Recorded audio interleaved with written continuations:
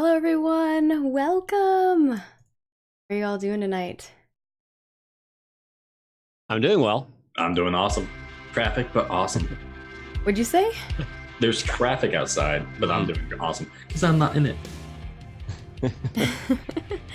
Welcome to the second prequel of Unsung Fury, where we get to learn more about BJOR, our newest character. That's me. Yay! Last week, if you didn't catch it, Gildos went out, and it is actually up on our YouTube channel, youtube.com/MargaretCronePlays, if you want to go check it out and watch it, or just relive the trailer over and over and over again. I worked really hard on it, so I hope people liked it. And I guess I'll just quickly go through the quick things, and then I'm going to toss it to Frank and have him take it away. But first, Frank, if you want to talk a little bit about who you are. Hello, I am Control Alt Frank, or Frank for short. I am War Master Frank here, or Game Master, whatever you want to call me. I like War Master. I am going to be your storyteller today, who's going to attempt to not absolutely murder Lobos by accident. We need the character. This is the prequel, you know. I mean, you can murder him on episode 1. No, I'm just kidding. Okay, got it. And then, of course, I'm going to murder him. Moving on to Lobos, if you want to talk a little bit about who you are. I know you are. I don't think I've ever had you on my channel before, so welcome. Thank you for joining. My first time. Yes, thank you. I'm Lobos Jr. I've streamed for far too long here on Twitch.com, and I'm going to be your Viking Space Wolf man. I don't know very much about Warhammer 40K lore, so I might be asking a lot of questions, but we'll make it work. And I think there's a lot of other people out there that maybe don't know about Warhammer, so I think it'll be fine. So ask away, and I'm sure everyone who's like a super nerd about it will enjoy it. Like I know a lot about Warhammer. We are so excited to have the show, and I know Frank and I kind of just basically were like, I really want to play Wrath Glory, and he's like, all right. And so we made it happen. So thank you to the entire cast that wants to join this. I'm very excited to play, and I get to play alongside some of my good friends, as well as I get to play with Lobos, which I haven't gotten to play a tabletop with yet. Yay. So if you want to support the stream and help support the cast, because I will be paying the entire cast, you can subscribe to the channel, twitch.tv/MargaretCrone, right here. Help support the stream. All that money will go back into the cast, as well as into these lovely assets and things of the sort. Or give us a donation if you're feeling really, really generous. And of course, if you don't have any monetary way to help support the stream, just being here and watching the YouTube videos, subscribing, following the channel, and following the social, or retweeting the social, which it looks like it's already posted up in chat, really helps in very, very grand way, even though it may seem like such a small thing. And I think that's all I've got. So take it away, Frank and Lobos, and I'm so excited to learn about your character. Welcome, everyone. Well, as you know, I am Frank, and this is my lovely friend Lobos. Now, before we begin, Lobos, tell me a little bit more about your character. Who is he? The character is BJOR Thoraldarson. A member of the Space Wolves. He is from the planet Fenris, as most Space Wolves are. He's a pretty ruthless guy when it comes to combat, but he's not out to just give up his life for the Emperor just yet. He seeks power and trying to just find what out there he can use to his benefit to not necessarily gain any like ruling power or anything like that, but just become stronger. He likes the idea of being a strong, tough boy.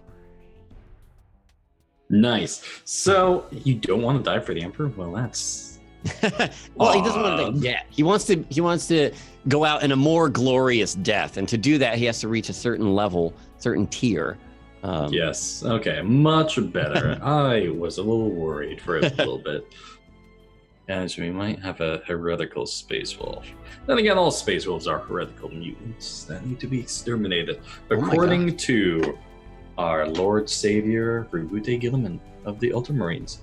It's for anybody that knows any of the lore. They definitely don't like each other. Heresy. All right. I'm getting branded already. I mean, Yeah. Cool. Honestly, the Space Wolves are one of my favorite chapters because they basically, the Ultramarines, or as many will know them, the Ultra Smurfs, gave a rule book out to everybody. It's like, all right, all Space Marines, you have to follow the Codex Astartes or else. And the Space Wolves just like, nah. Nice. See, that's what I like. We just do our own thing. You know, we're on the same team, but just let us do our thing. I mean, to be fair, when the God Emperor of Mankind found Liminoros, the Primarch of the Space Wolves, so the daddy, happy Father's Day yesterday. It was yesterday for your Space Daddy. Daddy. Basically, there were 3 challenges: an eating contest, a drinking contest, and like a wrestling match. Yeah. Fighting contest. It's just so very Viking and so very silly, and I love it. But let's hop right in there. At the end of the 41st millennia, Abaddon had launched his great crusade against the fortress world of Cadia. Abaddon the Despoiler, a fallen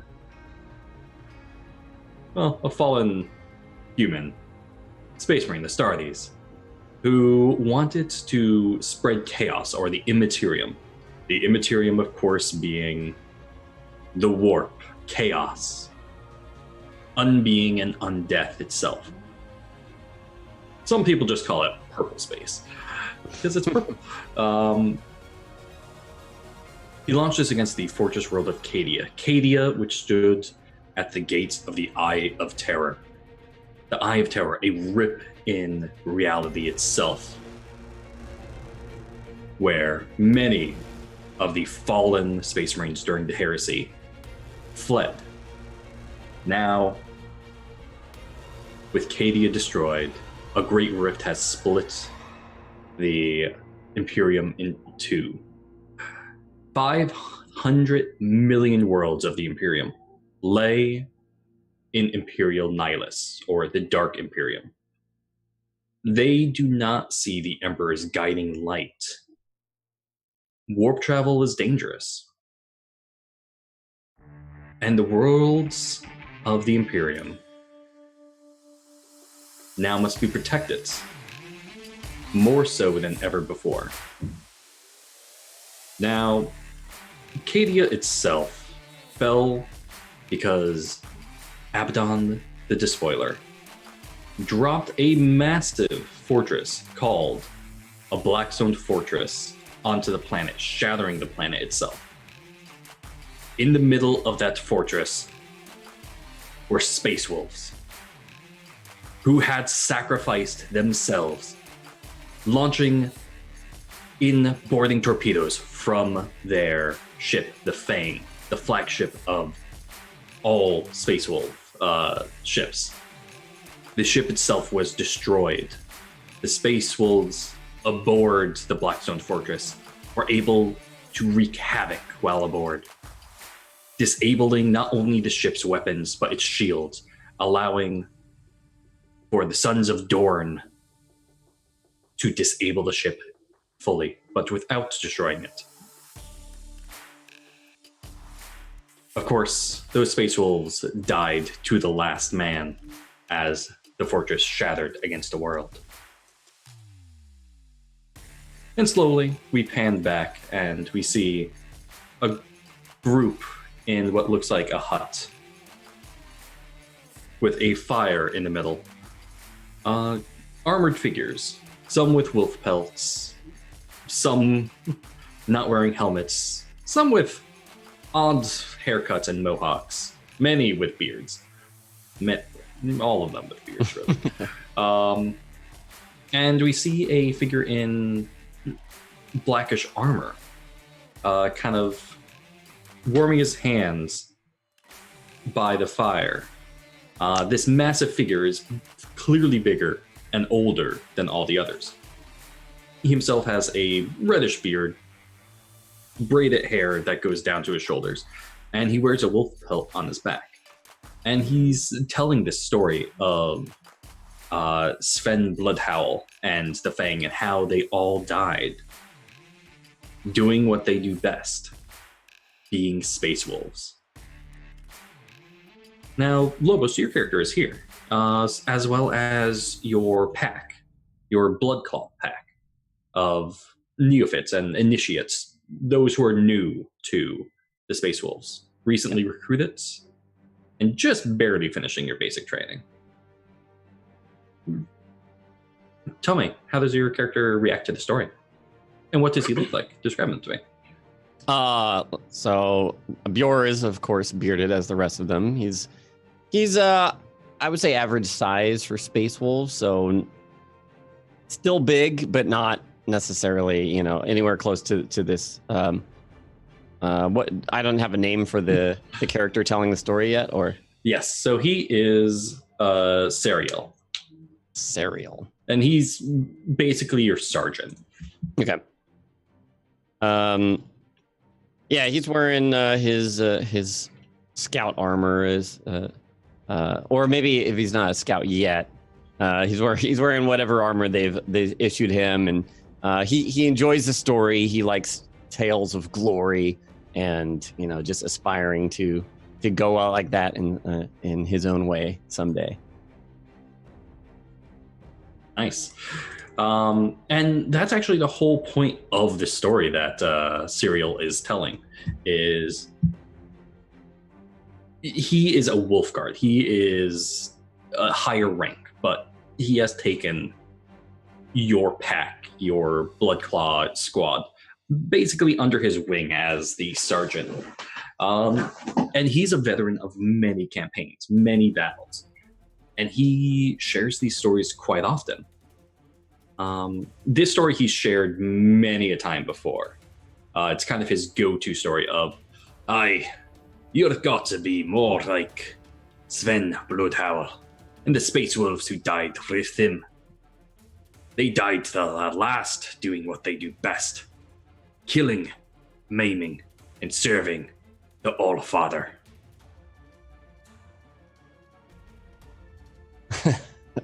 Is he saying that directly to me, or just kind of to everybody? Kind of to everyone. There's 5 other initiates next to you. Or okay. Bloodclaws. We'll just call them Bloodclaws. For now, Bjorn will just keep quiet and kind of nod and look at his brethren in approval to what he's saying. Yeah. Now, he is drinking from a very large horn. It's tannish with age now. Clearly old, possibly an heirloom from another Astartes or Space Wolf. But it's easily the length of your arm and about as thick. And even though he's in full combat gear at the moment, he takes a big sip of it, and you can see much of it just pour down his beard.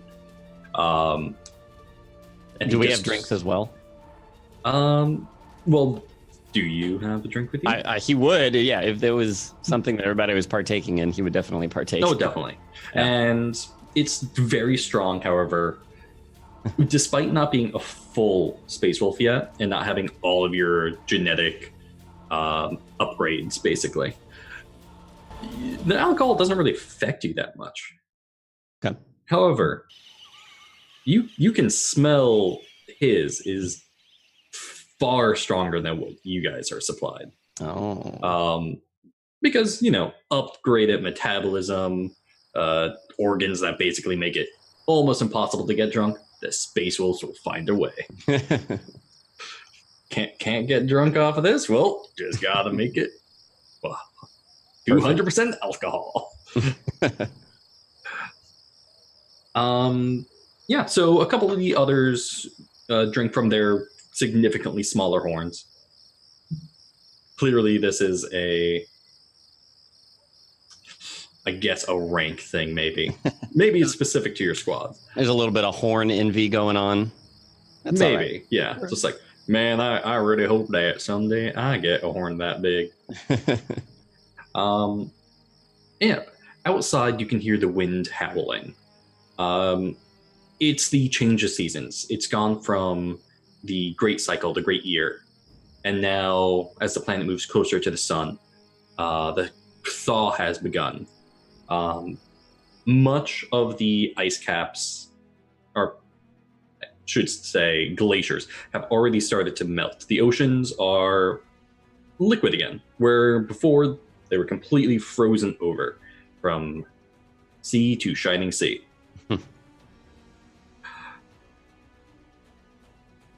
However, you still hear the howling wind as it hits the hut's door. Clearly, you've done this before, as the hut itself is a hunting hut. Inside is the fire, you or 5 others, and many hunting trophies. As you are on hunt. Excellent. Now, what is your character doing right now, aside from listening? I like to think that he's just mentally preparing for the hunt ahead. So that may be why he's a little bit quieter, just kind of thinking to himself solemnly, and just kind of preparing himself. So kind of blocking everybody else out, enjoying his drink, listening to the tale, of course, but not too much beyond that. Now, one of the other space wolves next to you kind of elbows you a bit, and he's a little bit younger than you. You're able to see age-wise. He's maybe a few years younger.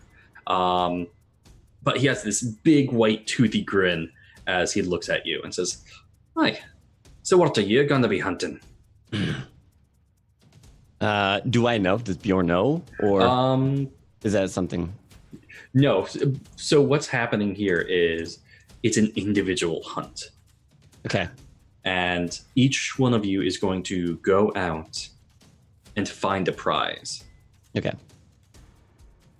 Okay, so he'll just say, whatever needs killing. Hi, well, there's a lot that needs killing here. I'm going for a troll myself. If I get its head. Well.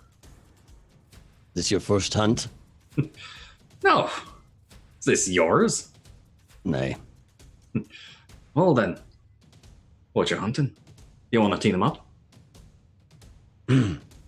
More of a lone wolf myself. Right. Well, you're gonna fit right in with that pack then. And he kind of like shuns you a bit. Like he turns closer to the fire and goes to talk with the other person next to him. Fair enough. What would be, I guess, some common things that would be hunted here? Like, what's something that Bjorn might want to hunt? Well, there's actually quite a lot you can hunt. There's ice fiends, which are basically the equivalent to yetis. You would know just from living on this barren waste world of a planet. They live in forested areas near the hills and mountains and have incredibly acidic blood. Okay. Like aliens. We got alien yetis here. Pretty much. Okay. Now, for other things, I want you to make a skill check. Uh-oh. All right, let's see. What are we rolling here? I want you to roll, if you have it, survival. I don't have bonuses to it, but I can roll it. Oh, definitely roll it anyways. Yeah. Oh, well, you still pass. Also, you rolled a Wrath, and that's going to be the red dice that has the eagle with the gold around it. Now, a Wrath die is basically an extra die that you roll that can either give you a bonus or a complication. Okay. No matter what happens, basically, though, with it, if you pass the test score, which you did by 2, actually, if you pass, no matter what, even if you roll a complication, you still pass. Oh, okay. Now, here, you actually passed by 2 extra points. You rolled a 6 on one of your regular dice. Ooh. Is that the gold surround the eagle surrounded by gold? Gotcha. And that's going to be the black one with that. So you are actually able to do something called shifting the die with that, because those are called exalted dice. Shifting is basically you're able to get a narrative bonus of some sort. You can also add it to something called glory, which is when everyone else is here, it's a party pool. It's shared between everyone. Gotcha. But in this case, you can save it yourself, or you can use your glory whenever. You also have two other things called Wrath die, which you rolled a Wrath, therefore you get another one, which are basically more bonuses, which we'll get into more later whenever you want to try and use one. So if I pocket the glory, that can be used later, like in combat or something, to help me out. Yes. Okay. You can also shift that exalted die into basically a bonus. You can gain more information. You can improve the quality of the test itself, or you can improve the speed at how you do that test. Okay. Now here you're looking for information, so you can either improve the quality of that information that you remembered, or just get more information in general. Do I know what I'm rolling for here? Just like general knowledge of what I'm hunting? Is that what's going on? Yeah, general knowledge of fauna that's in the area. What is in the area specifically surrounding? Yeah, let's go for quality of information. Okay. I'm on that. Now, you know that in your area, there are actually many animals. Not too far away from here are forests and a slightly active volcano. This is more of a hot spring volcano, however. Okay. So less lava, more steam everywhere. That sounds exciting. You know for a fact most of the other blood claws are not going to be going to that area. And that's simply because they're a little afraid of some things that are over there. Okay. You know that in this area there are many creatures. You have drakes, which are basically dragons. You have mammoths that are currently roaming the plains. There's giant elks, which are very dangerous. They look a lot like elks that we would see here on Holy Terra, which is, of course, Earth. I will refer to it only as Holy Terra. Of course. However, they are much larger, like larger than even moose. And their antlers are razor sharp and could easily kill even one of you fully armored. Gotcha. There are wolf packs in the area. However, they are black-maned wolves. So they're much larger than most. Some of them can grow as large as a fully armored tank. Just to give you an idea. Okay. All right. That big. Yes. Got it. Now, it's not unheard of for there to be great white bears in this area as well. Okay. Basically, polar bears. The great white bear is a polar bear. But aside from smaller creatures that burrow and the like, those are really the only ones worth hunting. Okay. All right. I think knowing that, Bjor will probably try and he likes to play things by ear. So he would like to head, not that we're departing now, but when we do depart, he'd like to head towards that volcano-y area. Okay. See what he finds along the way. So not necessarily that he's only set on hunting something in that area, but if something catches his interest along the way, then he would hunt for that. Perfect. Yeah. Now, you are actually Bjor's free to leave whenever. However, Serial does take slight offense when people leave. Like, it's one of those things of you've seen him do this many times where as soon as the person gets up, he makes a big display of, "Oh, you're leaving during one of my stories again. Oh, get out of here." And then as soon as the person leaves, he just goes back to drinking like totally normal and just forgets it. Gotcha. Is there a foreseeable end to these stories, or is he just going on and on and on? He's just going on. Okay. He has like 200 years of stories worth telling. Oh my goodness. Okay. In that case, I think he would wait until like one story concludes and then take that opportunity to like stand up and then start prepping to make his departure. Okay. So you get up from the fire. Once again, you are actually the first to leave. Okay. And Serial himself, as soon as you stand up, stands up himself and starts walking towards the door. Okay. Do I have any idea of what he's doing, or no idea? No? Okay. Yeah, Bjor will kind of make a. Is he doing a hunt, or is he just kind of here as our chaperone? He's here as your chaperone. Okay. Basically, you are going to be giving trophies to him. Okay.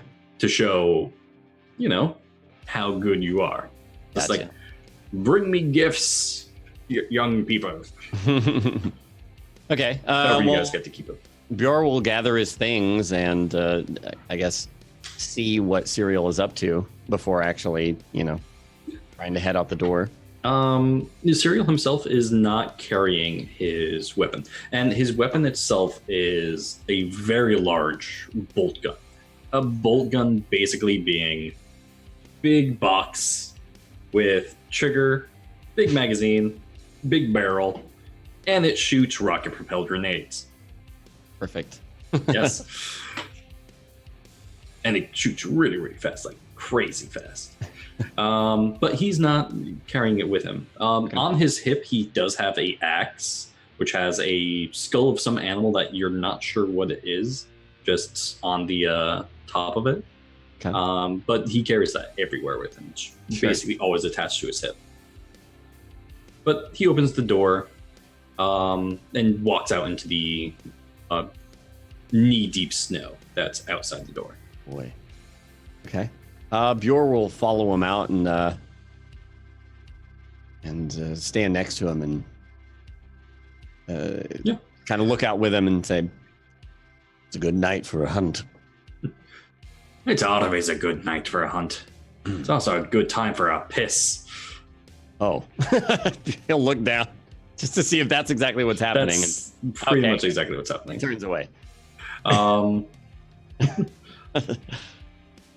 No, Space Marines actually, it's recycled into their suit, just like a spacesuit. All right, big suits, yeah. But yeah, no, he's like standing there with his hands on his hip, just like looking out into the distance. What kind of landscape are we looking at here? Before you, in the darkness that you're able to see, is what many would consider a vast icy wasteland. Fenris itself is a death world, a world where living is extremely difficult. Most of the animals on this planet are highly deadly. You yourself were raised here in this icy wasteland in a tribe of people, primitive people at that. Ones who didn't use most basic technology. You had steamships and the like, sure.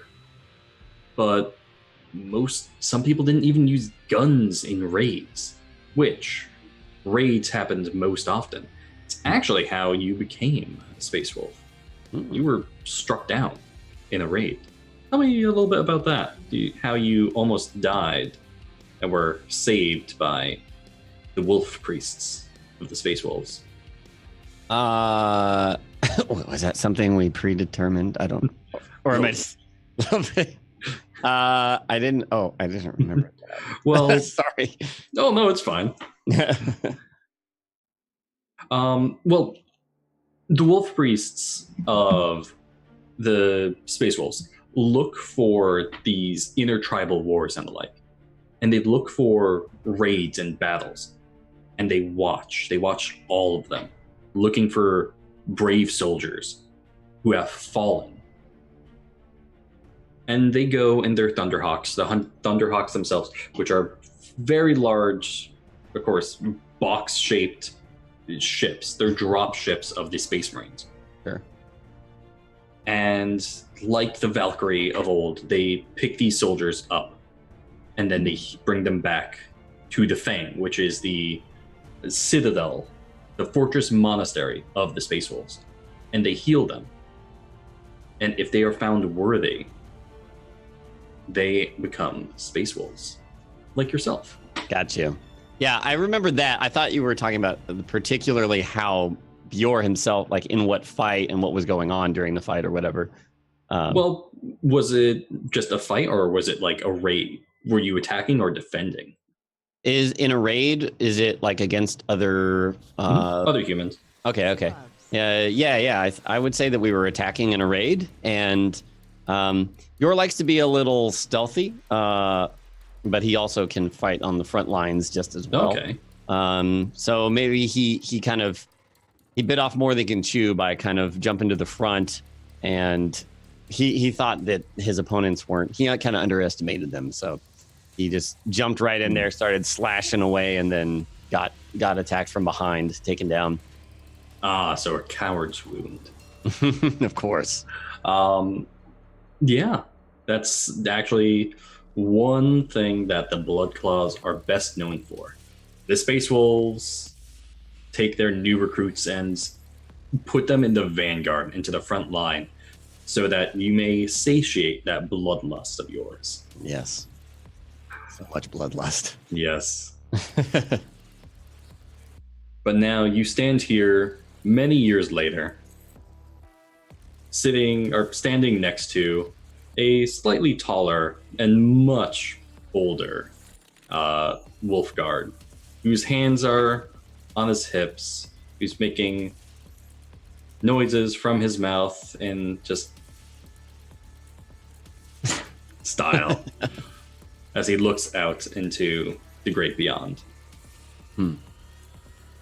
Now, I was going to say, Yes. How many hunts do you think Bjor has done by this point? How many do you picture you might have done by this point? Well, how regularly do they do them? Is it just kind of whenever they want to? It's kind of just whenever they want. Oh, okay. All right.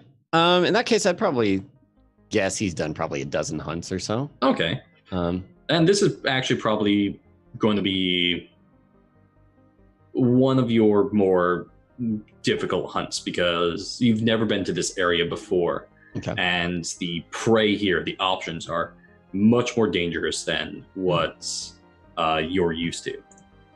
Okay. Serial himself has even warned everyone of that, saying, "You have all never really seen combat, so be on your toes. But bring me something good, or I'll be disappointed in you." Okay. At this point, while they're standing out looking at the expanse in front of them, he'll kind of ask Serial, have you any advice for a young wolf? Don't consider yourself a wolf yet, you pup. And he kind of just like chuckles. My advice: don't die.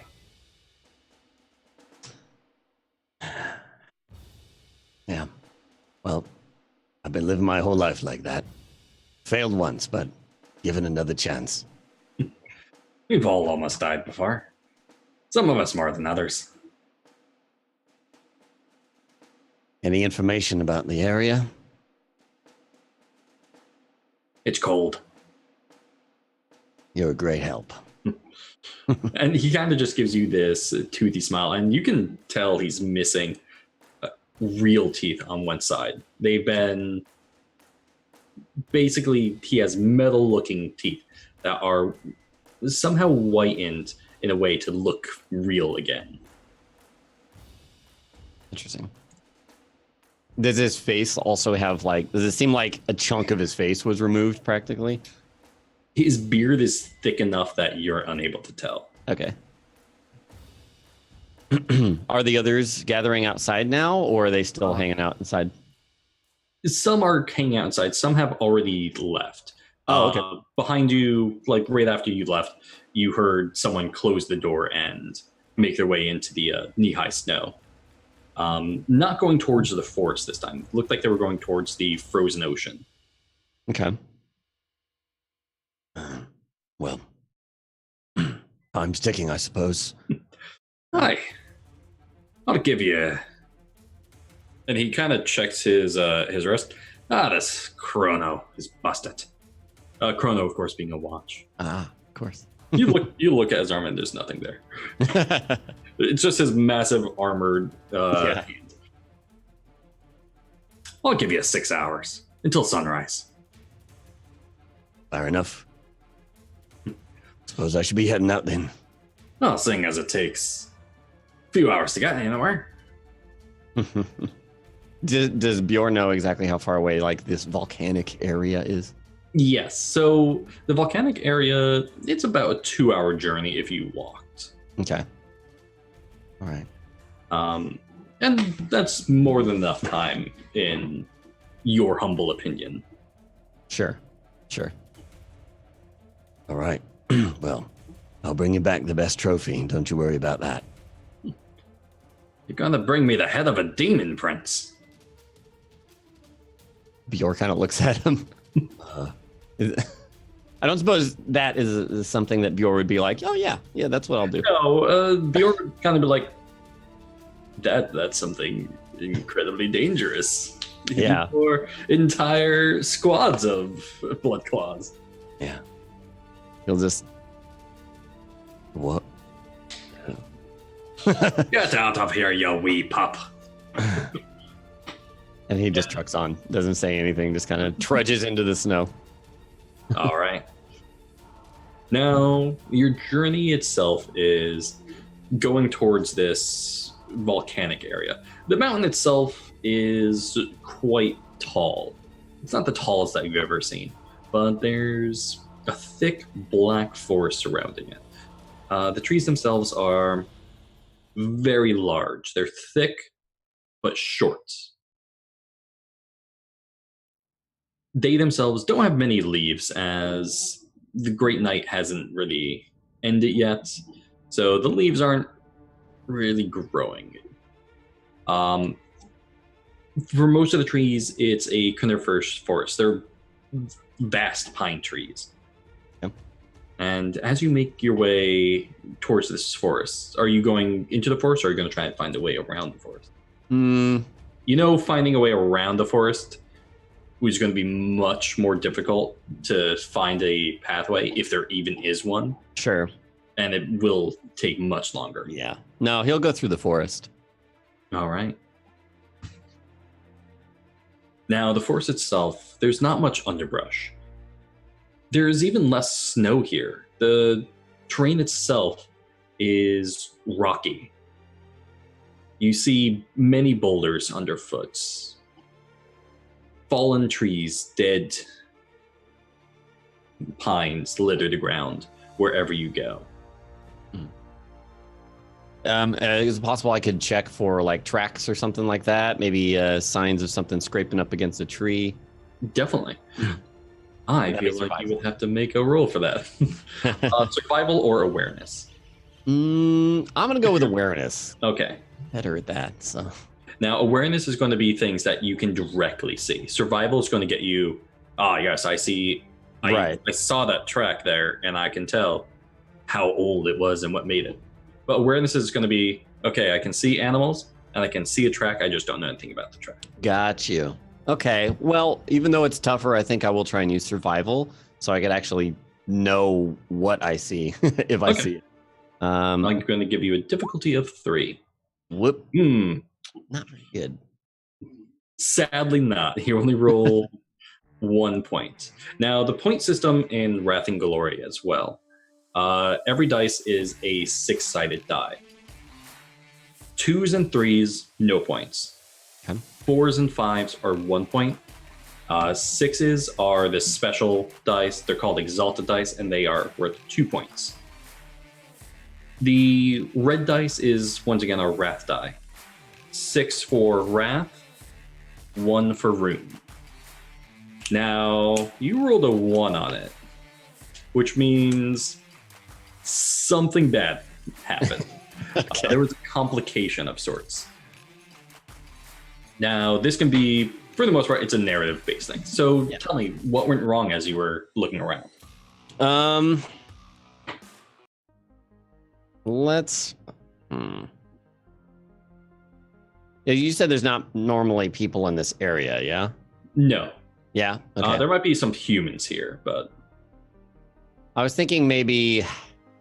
I mean, I don't think it's got to be this bad, but I was thinking of like maybe dropping some sort of tool that I was using for navigation, whether it be a compass or... Yeah, you can definitely drop a navigation tool that is very expensive. Oh. Is that too? I mean, you'll get in trouble. Space Wolf. Well, you know. Yeah, so I feel like he'd drop something like that while he was just searching, looking up trees, like maybe. Yeah, it's basically a GPS that you have. Oh, good. And yeah, you're looking at trees, looking around, and the ground itself rumbles a bit as jets of steam seem to shoot up from the ground into the air. And BJOR'S distracted by this. He doesn't realize that one of the geysers is underneath a mound of snow directly next to him. And it blasts him back ever so slightly. And the tracker, it's not in your hand anymore when you get back up. Oh. I mean, you can look for it, but... Yeah, if he notices, he's definitely going to look for that thing. All right. I suppose that would be awareness. Actually, I'm going to make you roll. I'll make you do awareness, yeah. Okay. I was going to say investigate, but... Oh, okay. I'll save investigate for investigate. Let's see. Oh, that's good. Wow. However, you also rolled another complication. Oh, damn it. But let's count how many 6s you just rolled. How many do you got there? 4, right? 4. So you have 4 exalted die. Now, the difficulty on this was 5. So let's see how many of those dice you're able to shift. You can only shift 1 dice, basically. You can put 1 into glory and another into the list I gave you before. So let's see.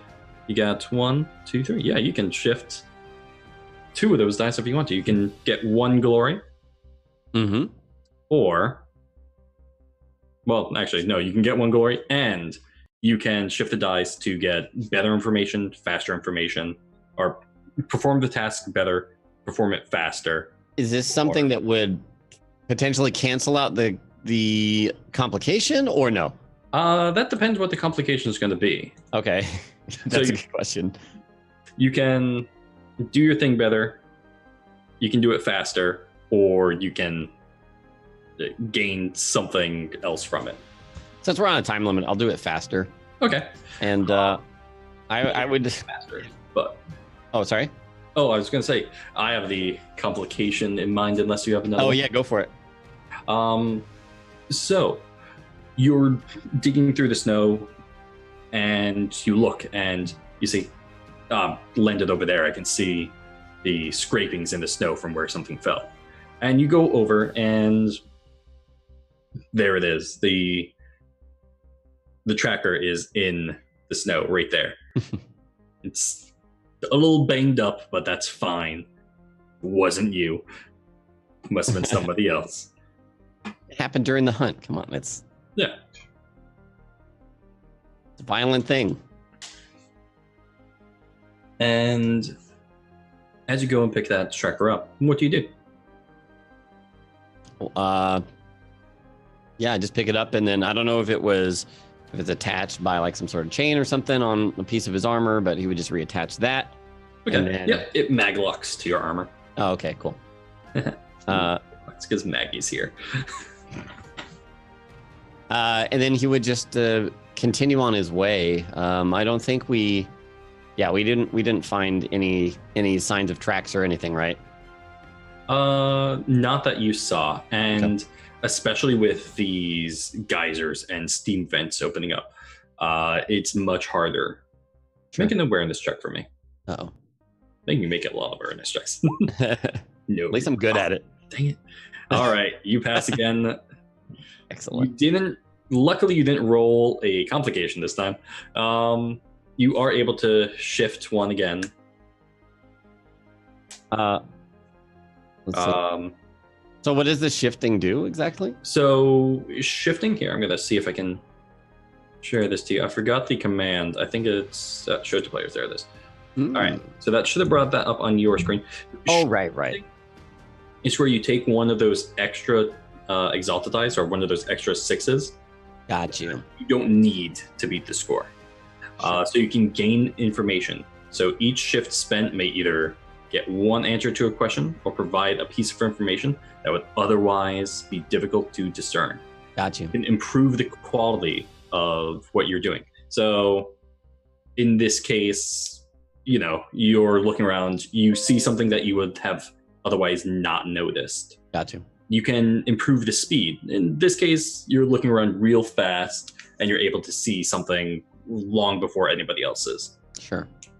I think I'll just gain information on whatever it is I'm detecting. Okay. Yeah, so you hear a low growl. It's not a wolf.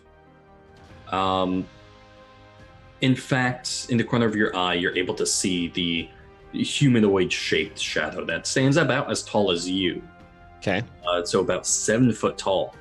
It's lumbering slowly closer, as if hunting you. All right. And am I able to discern whether or not it's a space wolf? Definitely not a space wolf, because that's one of you. But it is a humanoid shape. It has white fur. Oh, I see. And it's all right. slowly it's stalking you, basically. He'll definitely draw his bolt gun. All right. And aim it at it. How far away is it about? It's about 20 meters away. Okay. All right. He's just gonna keep an eye on it until he gets a better look at it. Is it clearly in view, or is it still kind of like a silhouette? For you, it's clearly in view. Oh, right. Yeah. Well, heck. He's just gonna go ahead and open fire on this thing. All right. So for that, you're going to make a attack roll first with your bolt gun. It's going to be yellow dice on your... Okay, here we go. Nice. You rolled a complication. Good. I like those. All right. So let's put this into perspective for everybody. You rolled a total of 3 points. How many dice did you just roll? Oh my gosh. 2, 4, 10? 6. Yeah, you rolled 10 dice. You only rolled 1 6 and another 4 or 5. Luckily, that's enough to hit it. Ones. My goodness. That's way below average for your roll. All right. So you're not able to hit this creature as your bolt gun goes. Yes, I can make sound effects. I blame the geysers. And what happens to your gun? Or what happens to, in general, what's distracting you from hitting? Well, yeah, I think the geyser erupts again or trembles in such a way that it kind of puts me off foot, and I just completely miss. Go wide on the fire. So in front of you, a small crevice suddenly appears in the snow as snow drops into it. And this wall of steam shoots back up in response. Volcano season is no joke. Watch your step.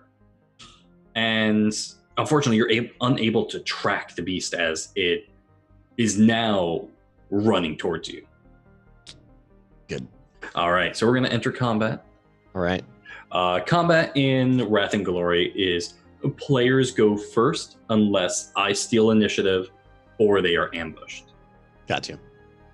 Now, combat goes, it's very easy turn order.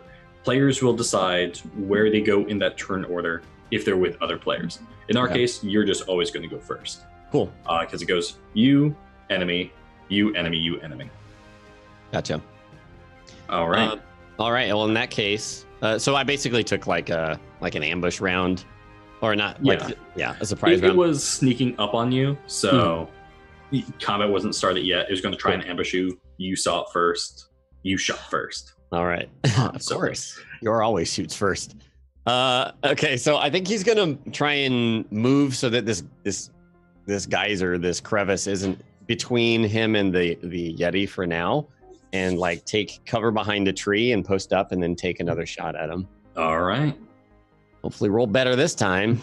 Let's see. No, but you did roll a Wrath die. I did. So something good happened from this. You didn't hit. You rolled actually slightly below average this time instead of just very below average. A lot of threes. What's the good thing that happened though? So if I miss him, but maybe as he's trying to dodge my attack, like another crevice or something slightly opens up, or the geyser shoots off and like kind of blows him into a bad position. Something like that? Yeah, he gets blown off foot by another sudden burst of steam. The creature kind of, you hear it howling as it gets knocked off foot. So your next attack against it, I'm going to give you an extra bonus die for that. Because it got distracted. It's no longer sure-footed. But it is still coming towards you. It's about 10 meters away now. Okay. Does it get a turn now? Yep, it just made its turn. It got knocked off balance, lost most of its movement, and is running towards you. Okay, cool. Your next attack gets a bonus die. Okay, how do I do that with the... So ED on your weapons and details is going to stand for extra die. Gotcha, so I just tick that up and then roll? Yep. Nice. Okay. All right, here we go. I'm just taking another shot at him. Hopefully actually land one. Let's see. Hey, you did it. You also have another exalted die. This time you can shift that into damage, where you do +1 damage. Yes. All right. Please. So for that, you will just put that on your, I believe, just D mod or damage mod. Sounds good. So rolling damage. Here we go.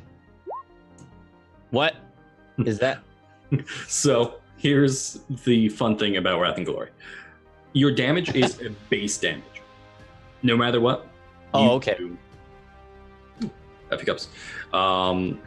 You do 10 damage. Okay. Modifier of 1, 11 damage. Gotcha. Now, the extra dice that you did roll for damage, unfortunately, rolled a 2. So no extra damage there. Oh, okay. All right. All right. So now we're going to do something and compare his resilience and armor to the damage that you did. Now, it looks like you did, in fact, hurt him. That's unfortunate because he doesn't like that. Oh. Well, too bad. For him. Now, he has a resilience of 8. You did 11 damage. Therefore, he takes 3 damage. I was letting you do the math. You know what? Roll 20 can do it. 8 minus 11. See, roll 20 does math. -3. -3. It's because even though I'm a math teacher, I don't like math. And they do that backwards all the time. All right, so he is hurting.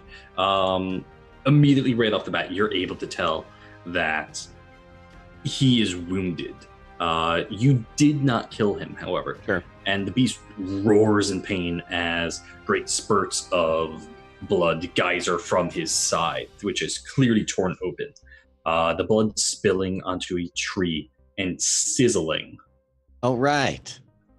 Yeah. As his acidic blood eats into the bark of this ancient tree.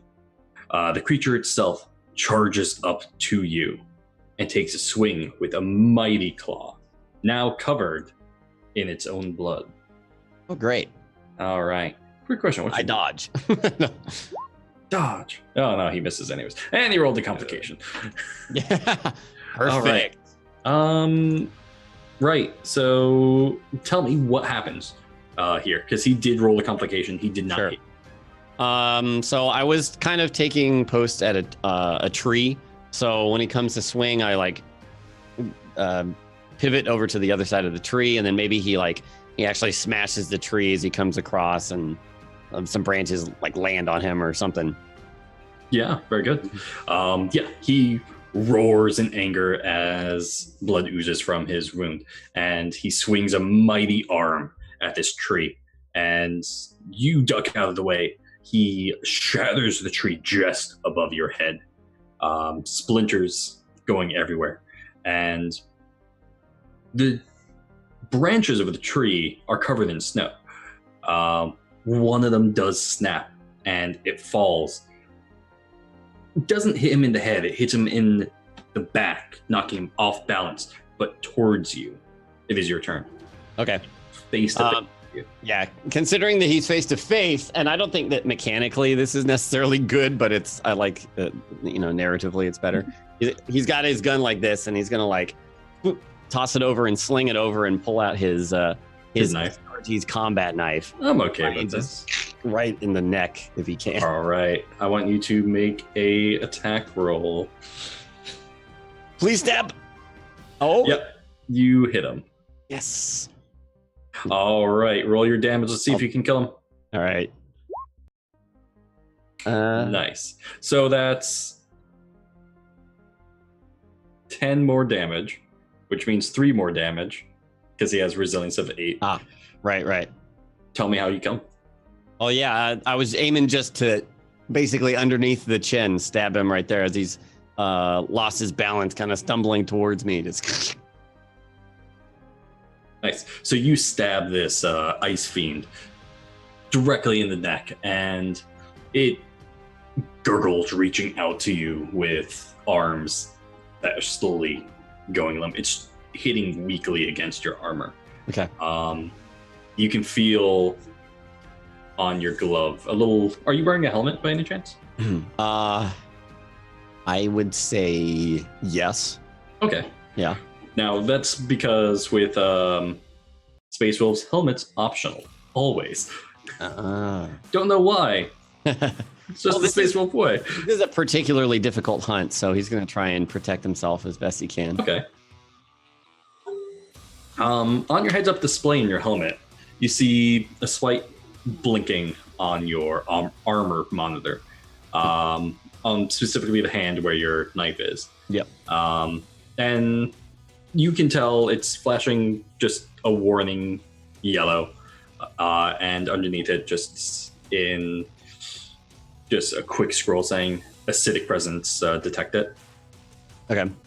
On seeing that, he'll making sure that the thing is dying. It seems like it is if it's limply hitting him. He's gonna really quickly just dunk his hand into the snow and try and wipe off as much as he can before it does too much damage. Okay. Yeah. You're totally able to wipe off the acid blood from this creature. Nice. So how big is the head of this thing? Because it's about the size of your head, slightly larger. Yeah.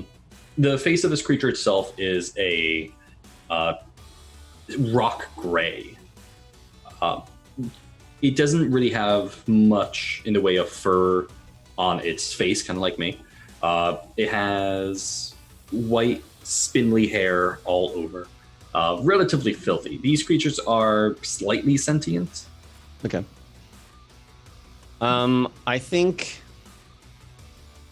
because he does want to keep hunting, because while this was a nice kill, he wants to show up and make a big name for himself. So he's gonna take the paw of this thing and he's gonna saw off the paw, and then I don't know if he's got some pack or something where he can attach it to. Yeah, totally. Yeah. So you cut the claw off of this creature. It has as many digits as you do because I'm too lazy to look up how many. However, it terminates in very sharp claws, which seem a little worn down. So this might have been a mature creature. It wasn't adolescent, so it's still a good prize. Not a great prize, but it's okay. Okay. And then I don't know if I've got anything to try and to stop the blood from leaking out of the hand, because I don't want that to just get all over, leak all over my armor and then, burn straight through it. So if I've got, of course. Why did you come back with a hole in your armor? Exactly. Maybe just put it on the ice for a while and see if the blood just freezes up. Yeah. You probably carry with yourself anticoagulant. Oh, okay. So you're probably able to just put it on there and stop it from bleeding. Gotcha. Sweet. Either that, or you have a anti-acid blood packet, like a powder. Just yeah. Yeah. Okay. He'll attach that and just kind of say to himself, "That's one easy target down. Let's see what else we've got." Dare you call my creatures easy? Look, I didn't take any damage, so he thinks it was easy. He's a space wolf, man. He's got to think and highly. Suddenly, a crevice opens up, and you will fall in. And 700 dragons emerge. Okay. All right. So you're going to make your way further into this forest and towards the small mountain. If that's the volcanic area, because that's. Yes. As I like to call it, icy fire. A song of ice and fire. But no one's singing. All right. So I'm going to make you make another check for that. This time it is going to be survival, as now you are dodging these crevices as they open up, and you're trying to spot them beforehand. Okay. I'm going to fall down a crevice. Let's see. Okay. Yeah, you are totally fine. I was just seeing if you would roll a complication, really. Good. You're able to make your way closer towards the mountain. However, every now and then a crevice does open up too close for comfort, and a geyser of steam from the snow that has fallen in erupts. And at one point, you get hit in the arm by this boiling steam as it erupts back up. And it throws you off balance, but other than that, you're relatively okay. It's just spooky. Yeah. It's spooky. All right. As you get closer to the mountain itself, the trees become more sparse, younger. This volcano itself has not erupted fully recently. Yet. And you can guess that because so many of these crevices are opening up, it is somehow able to vent most of the magma within. So it's not really building up much pressure. Okay. And it goes off and everyone dies. All right. I can't die. Unless they just res me again. True. This is more of a ancient volcano. There's old boulders here, which are now worn with age. You can tell there's no new lava. No new lava rock here or the like. The cauldron of the mountain itself, you don't even see steam coming from. All right. Does Bjor think that to find some prized creature that he would need to ascend this mountain, or stick more to the base? I want you to make an insight check. Ooh, sounds good. I'm not good at this either. Oh. Well, not only did you pass, you also rolled another Wrath.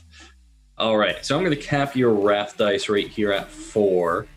So you can use those points whenever. Okay. However, extra dice on rolls. Okay. I'll go over more what Wrath is in a second. However, you did pass your test, and you have something good that happened. Now, the good thing is that many beasts live in caves near old volcanoes. This volcano has not erupted recently for the past 100 or so years. It doesn't seem like it is going to erupt either anytime soon, at least. Sure, maybe in the next couple of years, but clearly the volcano itself is venting in another area. So tectonic plate movement probably shifted the volcano slightly. So it's technically somewhere else. Yeah. Now, what's the good thing that happens here, though? Because you know that creatures that tend to live on these mountains, like the drakes and the like, will live in caves, whether it's a great white bear, a drake, or the like. There's probably something around here. Okay. Is it too good if I manage to find some tracks that maybe lead me towards a cave? I'm going to say that you totally can find tracks because you have to also roll survival for that. But yeah, you do see caves. You do see tracks. Now, whether or not you can tell they lead to caves or what type of tracks they are, you're unsure. All right. I'm going to add a bonus die to this. All right. I would like to do better. I will allow you to use a wrath for a bonus die. Okay. All right, here we go. Rolling. Oh, actually, scratch that roll. Oops. Okay. You can use a wrath die to make a narrative declaration. So you can spend wrath die and be like, this thing's here. Oh, interesting. Okay. Well, I mean, I'll let you decide, but in terms of like what I find, like I said, I wanted to find some tracks, and then maybe that leads me to a cave, but not necessarily. Yeah, you already found the track. So if you want to make a narrative declaration of it is this type of track, or your nose, it leads to a cave over there. I don't think I'll declare what the enemy is because I think I'll leave that to you. But maybe I've already decided. There you go. Yeah, I managed to track down exactly where this cave is that the tracks were. Yeah, so BJOR is easily able to follow these tracks. The tracks themselves, you can't really tell what they are. It looks like the wind has blown them away for the most part. Okay. But as you get closer and closer, the trees now far behind you, these geyser vents shooting steam off more often. It's getting hotter. Luckily, you're in your armor. Your helmet it pops up a little gauge on the top left side, and it just gives you the temperature, and it's just like 60 degrees Celsius. And you're like, yeah, that's fine. BJOR will take a selfie. I actually have no idea how much 60 degrees Celsius is. Nobody in chat tell me. Because I believe in something called freedom. Freedom. Well, yeah. F. You have the F temperature, and then you have C. F clearly stands for freedom. C stands for kami. Those are the only two measurements of temperature, right? Of course, yes. America. 60 degrees kami. Yes. No, but please, somebody tell me what 60 degrees Celsius is. Let's see. Now, yeah, so it's very hot here. You're getting closer. You're able to spot a cave not too far away, about 100 meters away, through a cropping of boulders. The boulders themselves are much more taller than you. They're huge. They look like they were blasted here millennia ago. It's 140 degrees Fahrenheit, by the way. Yeah, I read chat. Okay. It's like the only time I went to chat is whenever I asked them for something. Okay, so there's giant boulders outside the cave, or yeah. Okay. The ground itself is no longer very snowy. There are many geysers around you, just intermittently blasting steam everywhere. They seem to be much more powerful than the ones that you encountered before. Okay. So every now and then a large geyser goes off and you hear the sputtering of what sounds like rain against your helmet. Boy. And No acidic presence, though, right? no acidic presence. Okay. It's clearly melt off. It's snow. Cool. Bjor will peer into this cave and see if he can see anything. Now, the cave itself is deep, dark, large. You could easily fit 15 of your brothers side by side, shoulder to shoulder, and at least 4 tall. So it is a very large cave. Probably not housing anything big, though, right? No, definitely not. Not a polar bear. It's just like their space. Yeah, exactly. Space polar bears. Um. Now, the cave itself is deep and dark from what you can see. Okay. Does Bjor have a flashlight or anything? Or Do the suits themselves have like built-in? yeah. Yeah, that's what I would imagine. So he would just like click that on as he reaches the entrance and kind of takes a look around before diving straight in. Yep. As soon as you turn on the headlight, which that's on your head. It's a light. It's a headlight. As soon as you turn on this headlight, Bjor sees nothing. The darkness is vast within the cave. Where you shine your light, all you see is rock and a little bit of plant matter here and there.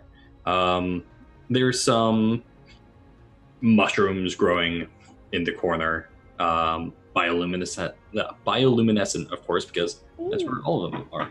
Of course, fancy. It's a cave mushroom. They have to glow in the dark. But you don't see anything dangerous. You do see a pathway into the cave itself, though. Cool. It goes off to the side. Okay. But it seems like a much smaller pathway than what this entrance would suggest.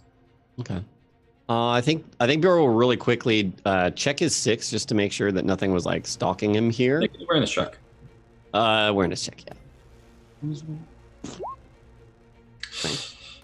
Oof. Well, you pass. You have 1 spare exalt that you do not need because you got a 2, 4, 5 right there.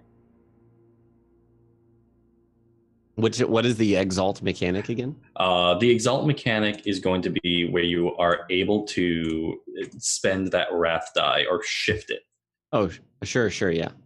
So here, I'll share that one with you again. Sure, yeah. Yeah, I've still got the shifting up. There you go. So you can gain information, improve quality, or improve speed.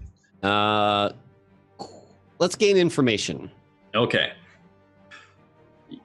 Bjorn, you know that the great drakes of Fenris live on these volcanic mountains for a reason. They use the heat from the volcanoes to help them fly. Now, these geysers create a lot of heat and a lot of upwards pressure, which these drakes love to use for their flight. And as you turn around, you're able to see before you a large drake swooping down its spiked tail forwards, aiming for you as you are near its den. Oh, good. You are able to dodge out of the way before its large tail impales you with the spikes on the end. As the drake flies by, it waves its massive wings, spreading the snow, which now you realize wasn't covering any tracks. Those were the tracks. Great. Fantastic. And combat. Oh, dear.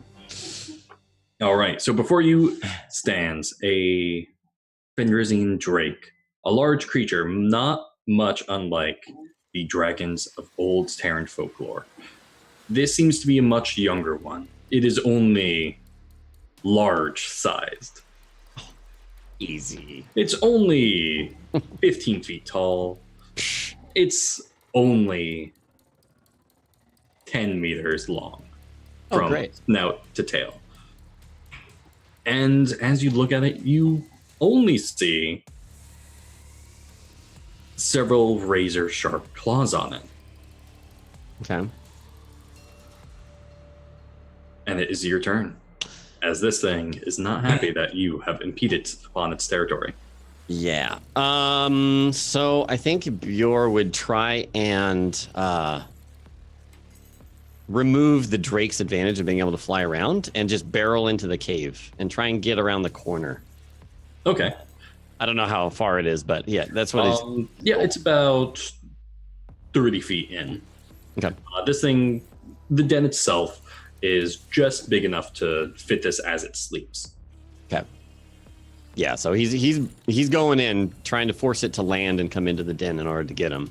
Okay. As you make your way towards the crack in the back of the cave, you do notice it's barely wide enough to hold you. You have to kind of scoot in, but you are able to do so. You can't tell how far back it goes. It doesn't seem to lead anywhere. Does Bjorn know if these drakes have like breath weapons? Bjorn would not know that. Okay. So you're saying that in the back of the cave, there's kind of a crack that Bjorn has snuck into? Okay. Yeah, you're able to sneak your way into it. However, you can't discern any tactical advantage yet from it. Sure. If you want, you can make a check or spend a wrath to make a narrative declaration about it. So what Bjorn wanted to do is, you said that upon entering the cave, it kind of like, does it curve a little bit, or there's like a wall on the left or somewhere he can like get behind so that he doesn't have direct line of sight on the Drake? So picture the cave as a cylindrical room of rock. Sure. Yeah. In the far right corner is about a 10-foot high crack in the wall that's probably 3 or 4 feet wide. Okay. You're unable to tell yet how deep it goes or if it leads anywhere. It just goes on into darkness. All right. Because in your armor, you are able to squeeze in there. A normal human would probably be able to walk shoulder length. You're able to scoot chest length. I think before Bjorn would try and take advantage of this crack to try and make a getaway or hide or whatever, what he wants to do is he wants to draw the Drake in and kind of hide around the corner. And as the Drake lands and enters, he's got 3 fragmentation grenades. Oh, yes. To try and make use of that as it enters. And then if he needs to, then he's got that crevice that he can jump into. All right. So your plan is run to the crevice, wait for it to draw in, and then throw the grenades? No, he's going to wait. Like you said, it was a cylindrical room. Mm-hmm. Right at the entrance, kind of using the corner of the wall at the front. To hide behind the corner, chunk that, and then depending on how the Drake reacts. Okay, so before you run to the back of the room. Yes. Oh, so you don't want to be cornered in here?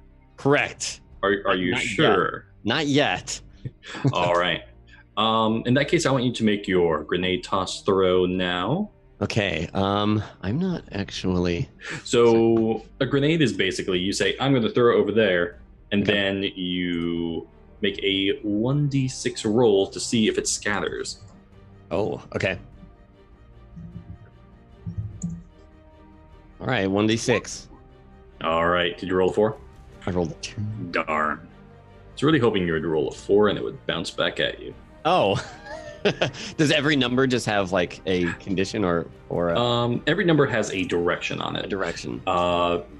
Basically, 1 is it lands exactly where you want it, or in the direction where you want.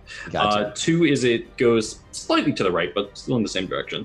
Okay. 3, it somehow veered off over there. It still might hit. A 4, it goes back towards you. And 5 and 6 are, those other are angles. Gotcha. All right. However, you rolled a 2. You are able to basically land it near where you want it. This is, once again, a large creature. So you're not hitting it directly on the body.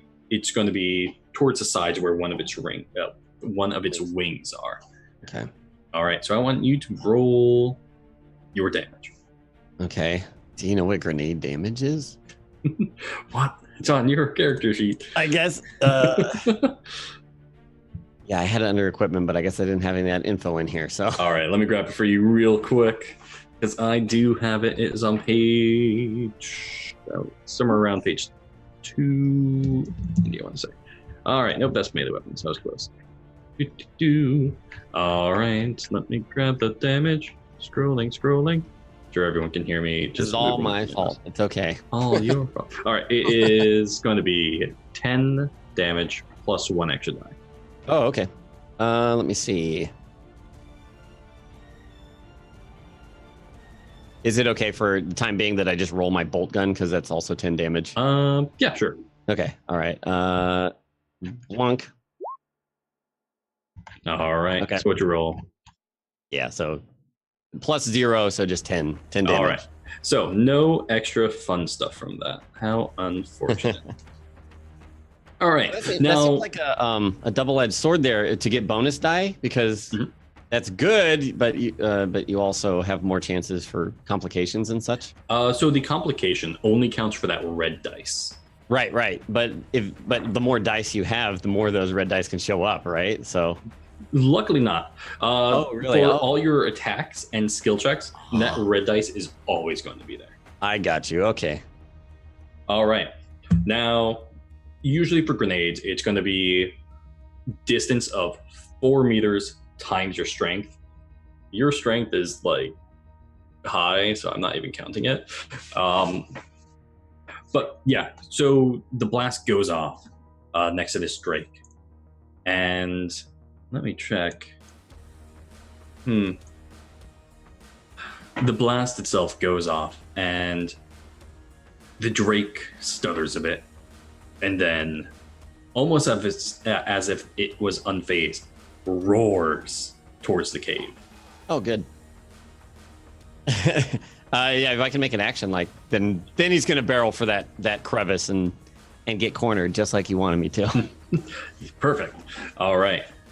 Now you make your way towards the back of the cave, and you get a little further in, and you notice, okay, those dead plant matter is not just dead plant matter here. It is refuse from the hunts that this great Drake has gone in itself. Of course. Granted, it's very old refuse. It's only started to hunt again very recently. So it's mostly just decay. All right, but you're able to make your way to the back into that small little crevice. You still can barely tell that it goes further down. However, it is now the Drake's turn. The Drake is angry. You have angered Drake. And it charges into the cave after you. It is... Sorry, oh, can yes. I just run and pee real quick? I really have to pee suddenly. Sorry, I'll be right back. All right. I'm not that scary.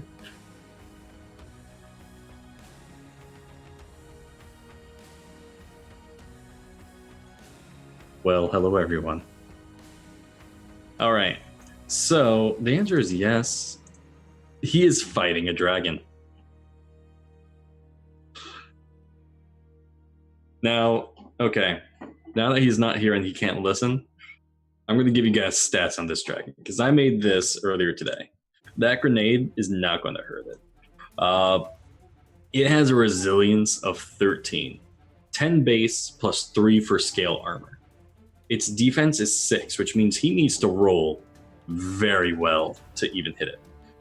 However, when he does hit it, he's going to be shredding its armor, basically doing more damage. Because he threw a grenade, he didn't do a direct hit on it. However, I did some DM magic of I want to see how much he would shred from it with a blast. So he shred basically 2 armor points from it. Now, this is not a Wrath Glory, this is my own personal thing, because I like to make boss fights interesting, and this is definitely a boss. Now, he has 3 more points that he can shred with it, with another good grenade throw. However, if he rolls a Wrath on it, he's going to flat out shred the armor in only one portion of it. of the beast. And, well, I was going to hint at that, but he is peeing right now. So, unfortunately, we'll see what happens to him as he's now trapped in a cave alone.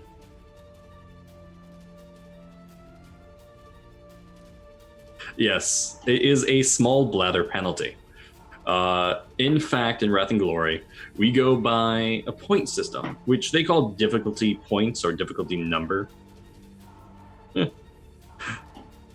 It's basically the same thing in D&D. Now, because he's having small blather issues at the moment, he did not heed the word of his... Oh, he's back. I'm back. Hi. I was just telling chat that you did not heed the word of cereal and pee when you had a chance. Therefore, you are taking a 5-point penalty for everything you do. No. But I have pee receptacles in my suit, I thought. That is true. But not IRL. Sad face. Actually, I'm very happy that you don't. That would be weird. All right. So, on to our battle then. Now, this creature is charging towards you. It is actually much faster than you. And you are just barely able to get into this crevice before it slams into the cave wall next to you, clawing with its massive claw towards you, unable yet to reach into this small crevice. Okay. So it is your turn. Okay. You're unable to tell how deep this crevice goes. Once again, you are able to use a wrath die to make a narrative declaration, however. Okay. So does this actually go down like it's a drop? Or is it just going horizontally? Like it's just going horizontally at the moment. Okay. Yeah, Bjorn's going to try and keep pushing that way.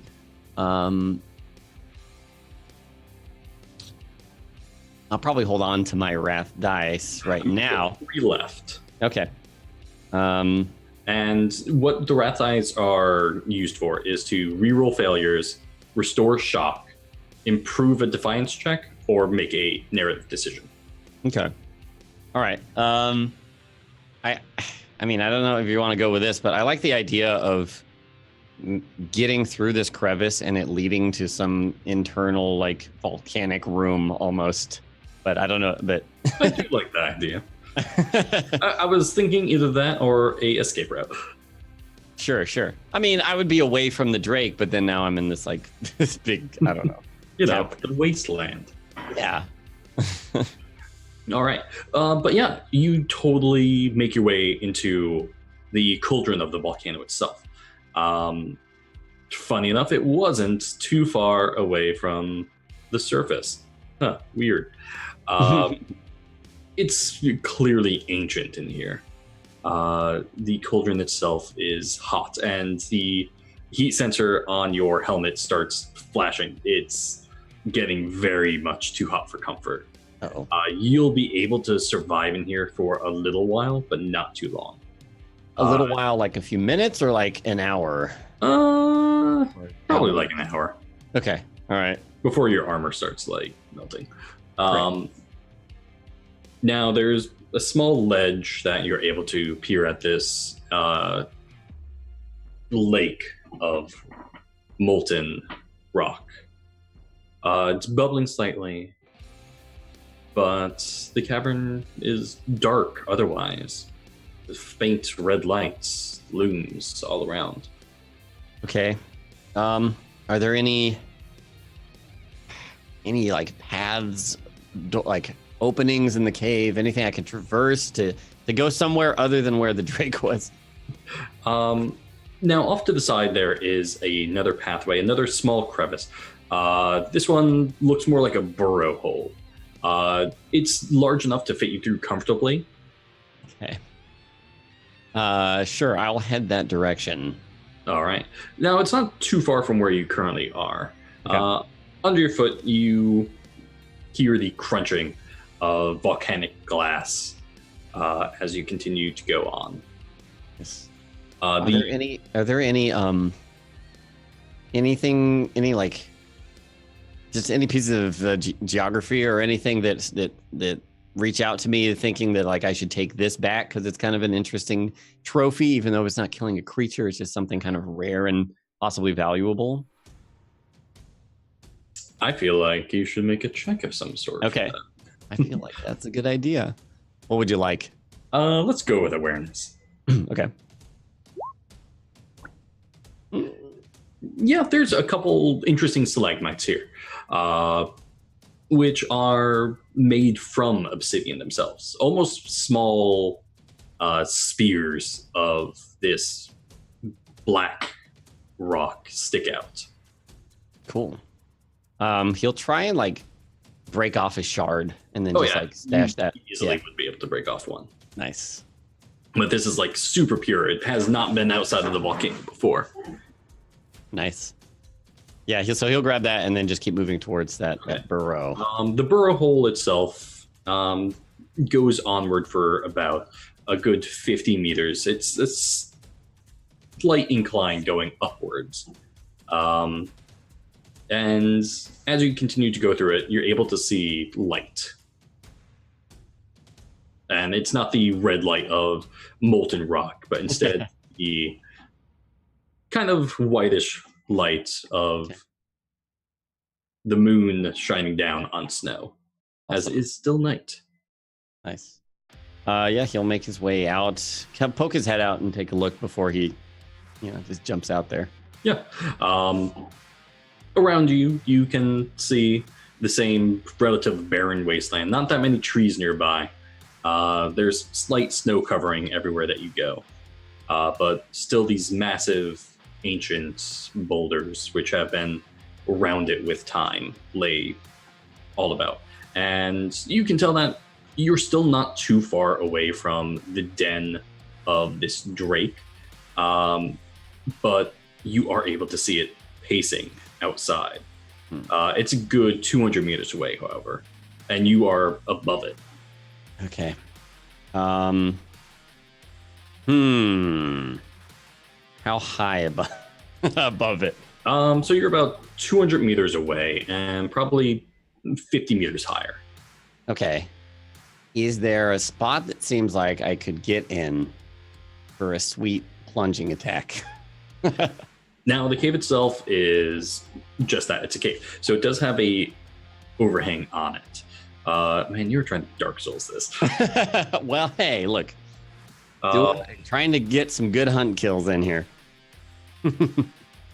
But yes, there are enough of these large boulders for you to hide behind with a good stealth check to get closer to this, back to the cave.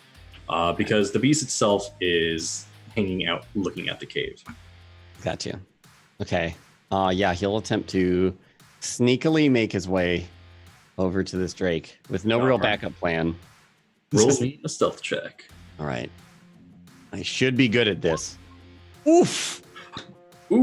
That is delicious. That is, you can shift like crazy. Okay, so I mean, improve quality. Okay, yeah, he's not going to see you no matter what. Your roll, no matter what, was like fantastic. Excellent. Would you like to do it faster? Yes, I would. All right. So at like a dead run, you're able to slide behind the rocks, get closer to this cave. And I'm just going to say, even if you jump on it, it's not going to see you. I am going to have you make a athletics if you're going to try and plunge jump it. Yeah, let's do that. Okay. Here we go. It's still better. You are able to jump on it as you rolled 2 6s and nothing else. Okay. So your attack, yeah, you will need to make an attack roll. I'm going to suggest using bonuses like crazy. Yeah, I would like to do everything I can to empower this attack. All right. Now you can use glory to increase a dice pool. Use it to increase your damage. increase the severity of a critical hit, or seize the initiative. In this case, you don't need to seize the initiative. This is complete surprise to this. Sure. Okay. How much glory can I spend? I'm just going to say you can spend as much as when you have 4 points. I have 4. 4. I definitely want to increase the severity of a critical attack. Okay, so that's going to be if you do land a crit. Okay. You can increase damage. Each glory spends, or I can't speak.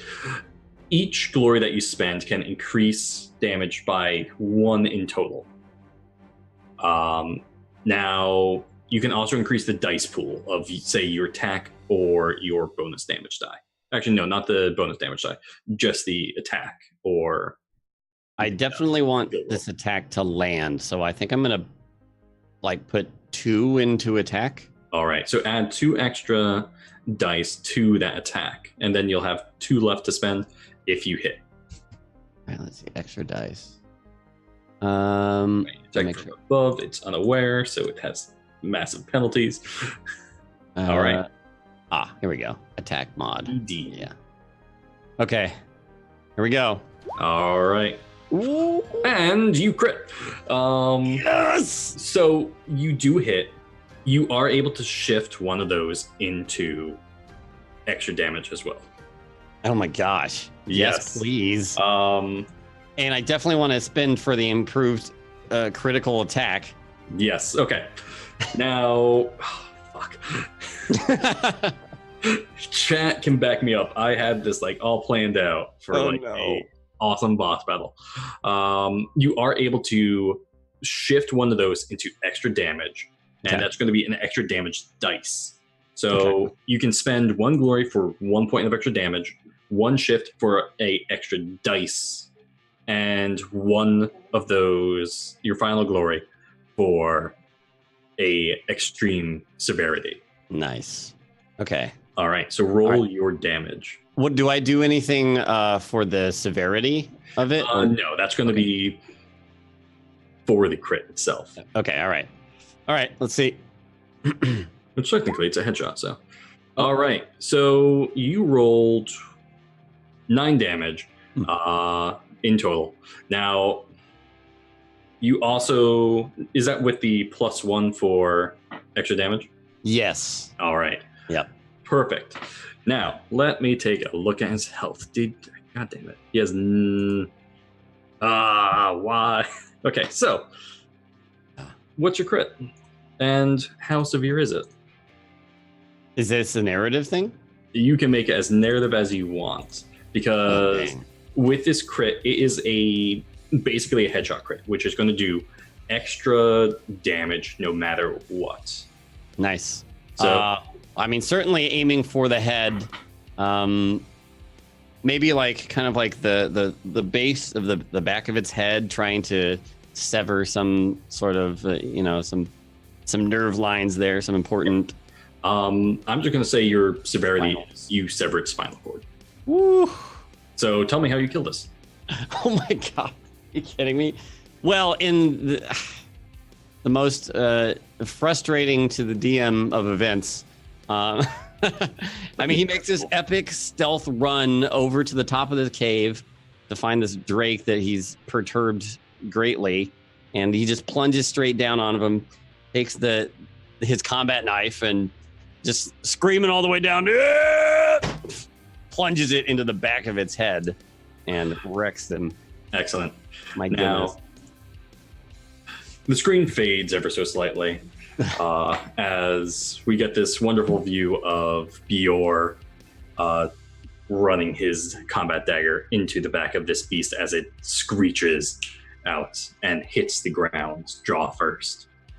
We fade back in with BJOR dragging this large creature's head. The head itself is about as tall as you. So it's very difficult to carry. You are dragging it back to the camp, and we see your Wolfguard sergeant there standing, waving back, his hands on his hip as he's looking towards you. And Serial just looks at you and shakes his head. You're 2 hours late, lad. and then we fade to black. Nice. Break. Nice. Very cool. All right.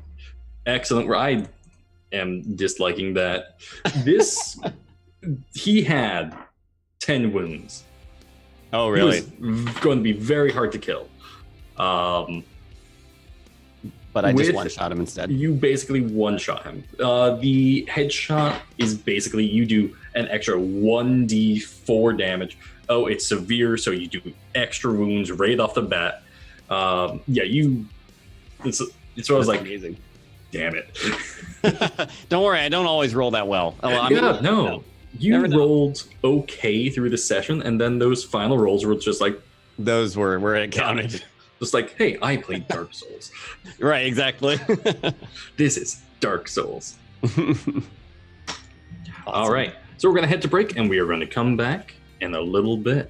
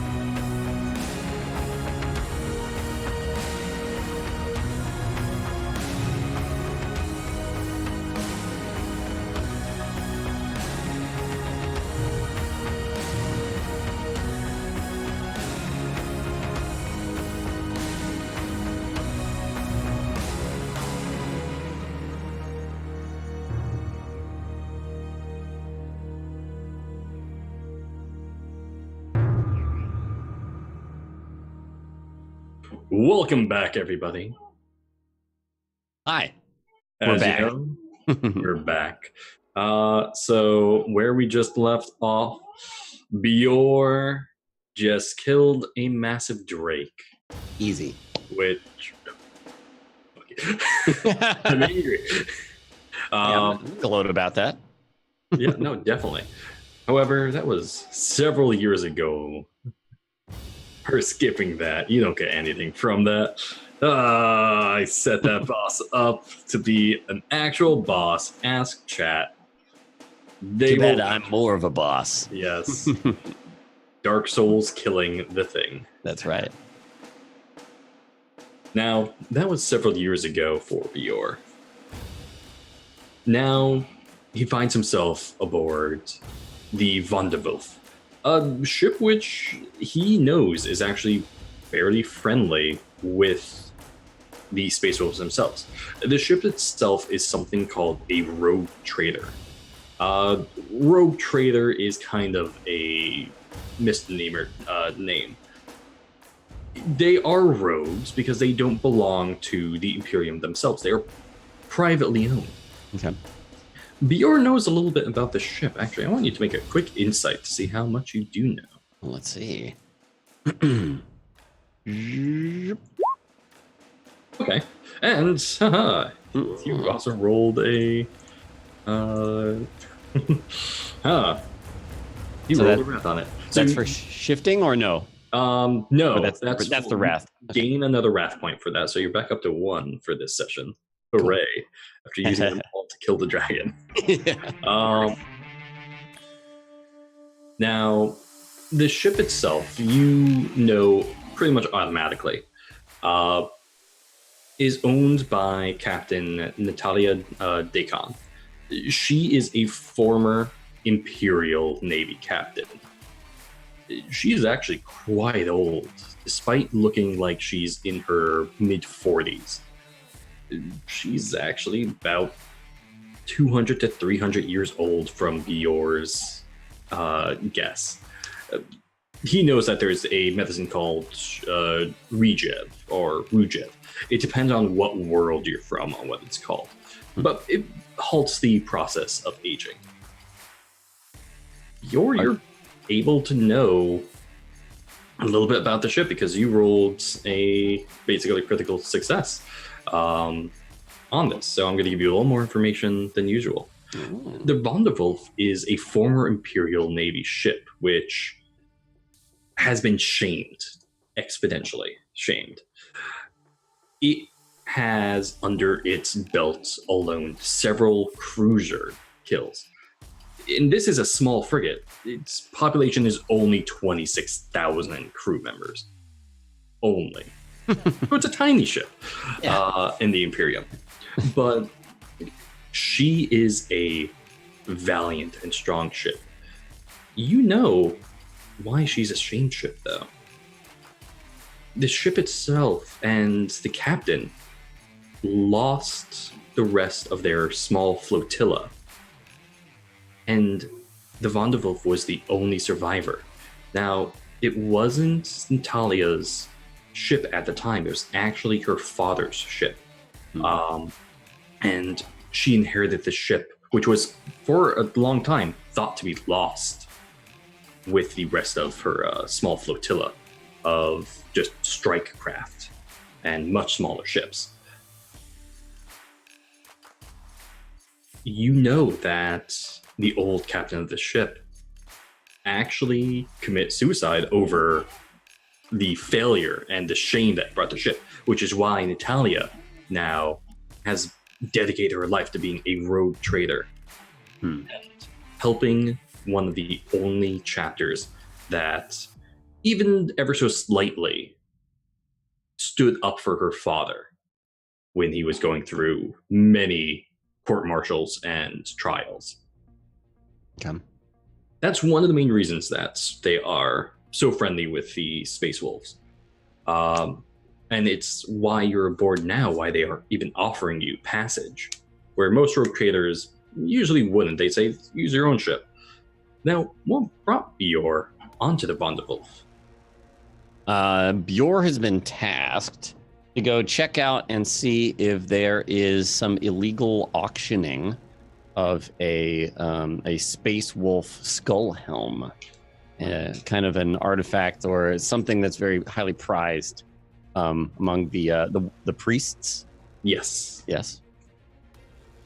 Basically, the priests are the chaplains of the Space Wolves. They take these wolf skulls and put them on their helmets, and it's a very important thing to them. Is there a benefit that it actually grants, or is it more of just kind of like a ceremonial? Or it looks really cool. Fair enough. Yeah, it's a ceremonial piece. Okay. So these priests will actually wear them into combat. And it's one of the things of where most reclusiarchs or most chaplains from other chapters would wear a helmet that has a human skull on it. This is the equivalent for the Space Wolves. Okay. So it's very important to them. Now, you find yourself aboard the ship of 26,000 crew members. This tiny, tiny ship. It has a few thousand passengers. Okay. Your quarters are with the rest of the passengers. It's basically a small city that you are living in. Now, because you are Astartes, you are a space marine. Granted, you are still a initiate, even for the Space Wolves. You are given a little more prompt. People notice that you are a Astartes. You're much taller. Do you wear your armor around the ship, or do you wear regular clothes? Nah, I think he would wear his armor. Like, you never know when something's going to get attacked, so he wants to be ready at all costs. Oh, definitely. Yeah. On the ship itself, because you are wearing your armor, you see people, even though you are basically the equivalent to what would be a scout for most chapters, your armor is still its actual battle armor compared to scout armor. Granted, it's not as heavy as a full-on Space Wolves or Wolf Guards armor, but people still recognize it. Oh, it's just a Astartes. And they bow their heads in slight just respect to you. They don't know your deeds. They don't know you killed a dragon, but they still show you that respect. Because some of them, mostly guard members and the like, because there are Imperial Guard troopers on this ship, just going for passage somewhere else. Their respect is a little different. It's like, okay, it's another soldier. He's not a full-on space marine yet. Sure. He's not a angel of the Imperium. Yeah. How do you regard humans, though? As you used to be one, and I do say used to be one. Oh. So at this point, have I undergone my genetic mutation or no? Not fully. You have not received the final blessing. Okay. He's generally like kind of a neutral towards people. He appreciates the respect, certainly, and will, nod back to them and everything. But at least right now, he doesn't have any sway one way or the other on his predisposition towards them. Very good. And aboard the ship itself, what do you do? Are you just a passenger aboard the ship, or have you sought any work or the like aboard the ship? He likes to stay busy, so do they have on the ship, would there be any sort of like work postings or like a board where you would go find something? Or there are some general work postings and like menial labor. You know for a fact that there have been food riots aboard the ship lately as well. The last several stops that the ship was supposed to make, as it got further to the frontier of the Imperium, in the Dark Imperium, the Imperial Nihilus. You have to make frequent stops because, well, if you don't, bad things happen. The last several worlds that the ship has stop that, we're either in civil war or we're already turned to chaos. And one rogue trader is not going to flip an entire world back. Mm-hmm. Food supplies has run low here. There are food riots. The algae plant that is aboard the ship itself is not able to sustain the crew and the passengers.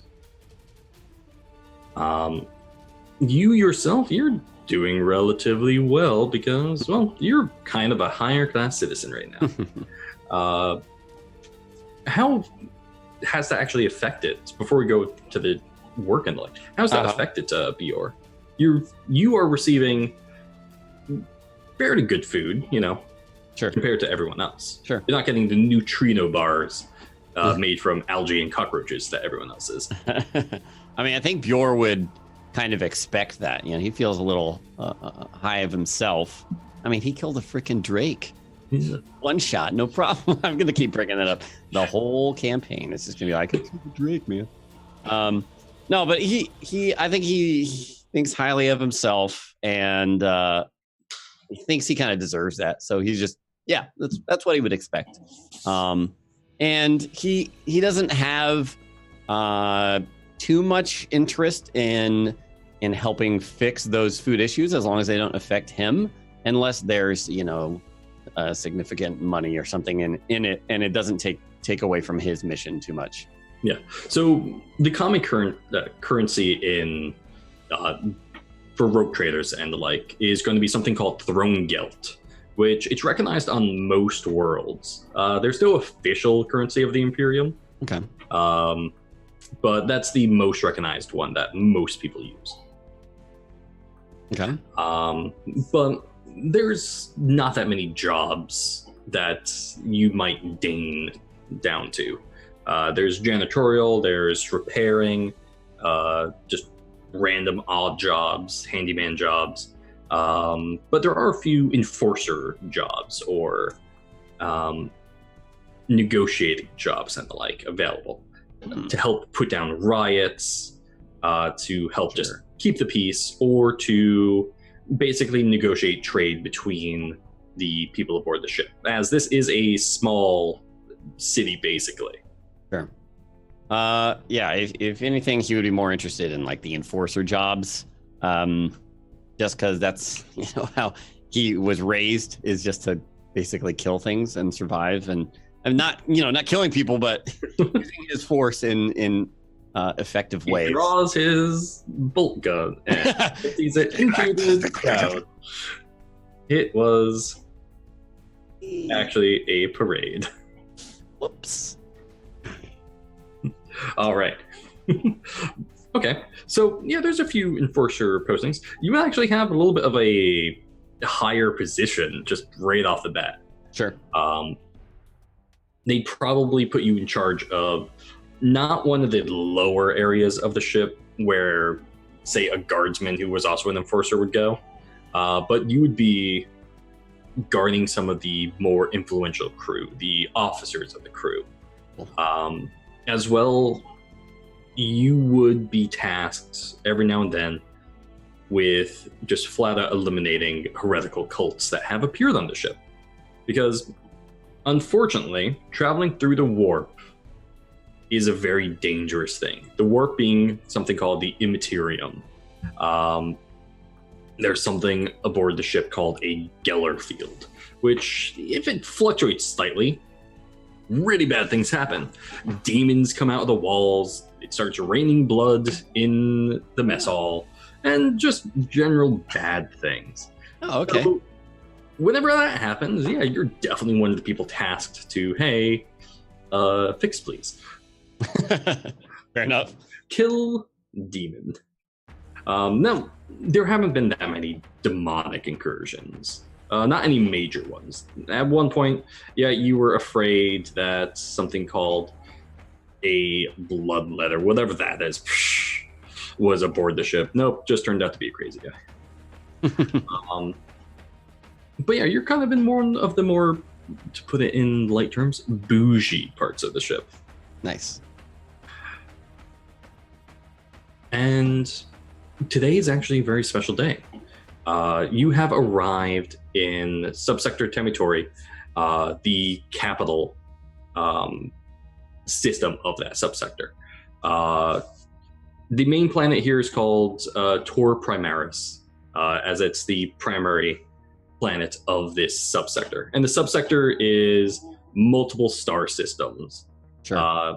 And it's kind of just, some of them have like 50 planets that are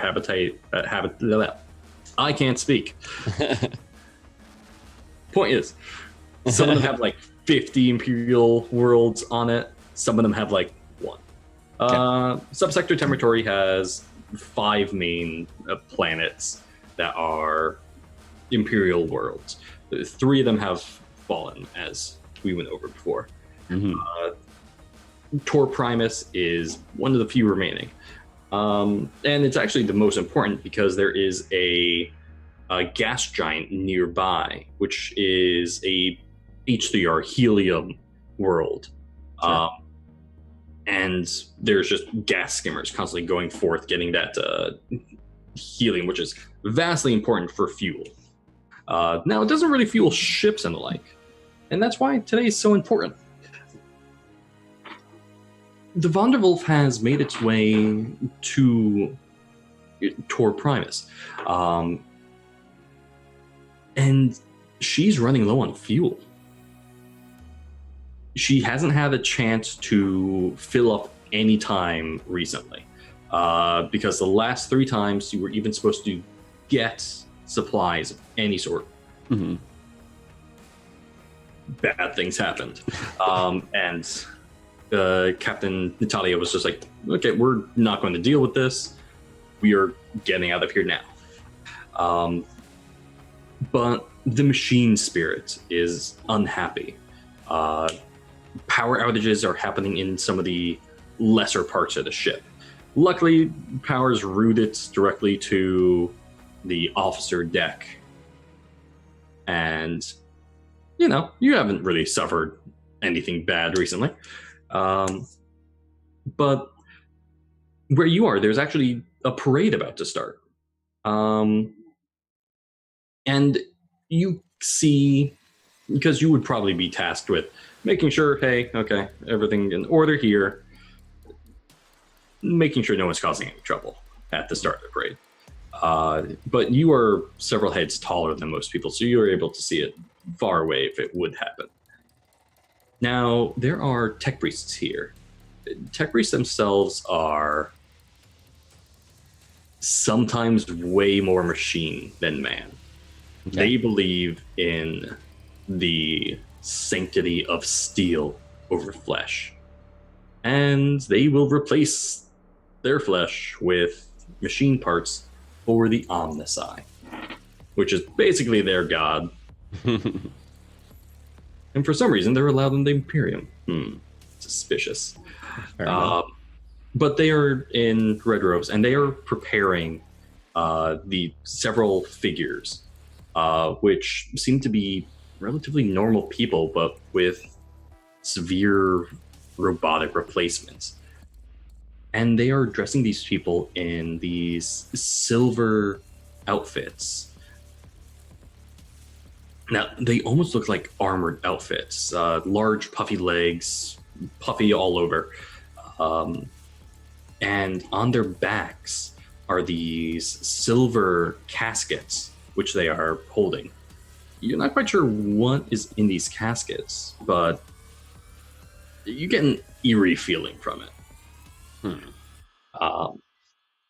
And as the tech priests say their sacred vows and spread the sacred unguents, they begin the parade. These figures now trot along. It's a very solemn event. But maybe not for you, because Captain Natalia has declared a festival. Now, she has opened up for everybody aboard the ship a whole day's worth of rations extra. Now, because you're in a good area, there's a lot of booze here. Yeah. And I don't know if that's something Bjor would be interested in, because your alcohol ration has also been cut recently. Okay. So instead of 1 pint a day, they're basically saying, hey, taps open, but only for today. Okay.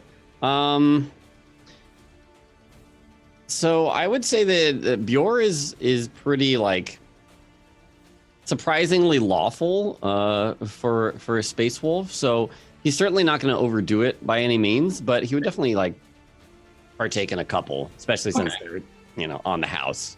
Yeah. So for this part of the procession, basically they just want you to overlook, make sure no one messed with the tech priest. Didn't look like anybody did. They got all their stuff ready. They rolled out a literal red carpet on this main thoroughfare that goes through the entire ship. Basically a highway linking this 2-kilometer long ship together, end to end. By the way, because I didn't explain it, the ship itself looks like a massive cathedral in space. Wow. It is 2 kilometers long and about a half kilometer or 1 kilometer in height. And yeah, it's very large. Cool. Luckily not bristling with spikes, because that would be a different type of ship. It would be a heretical ship.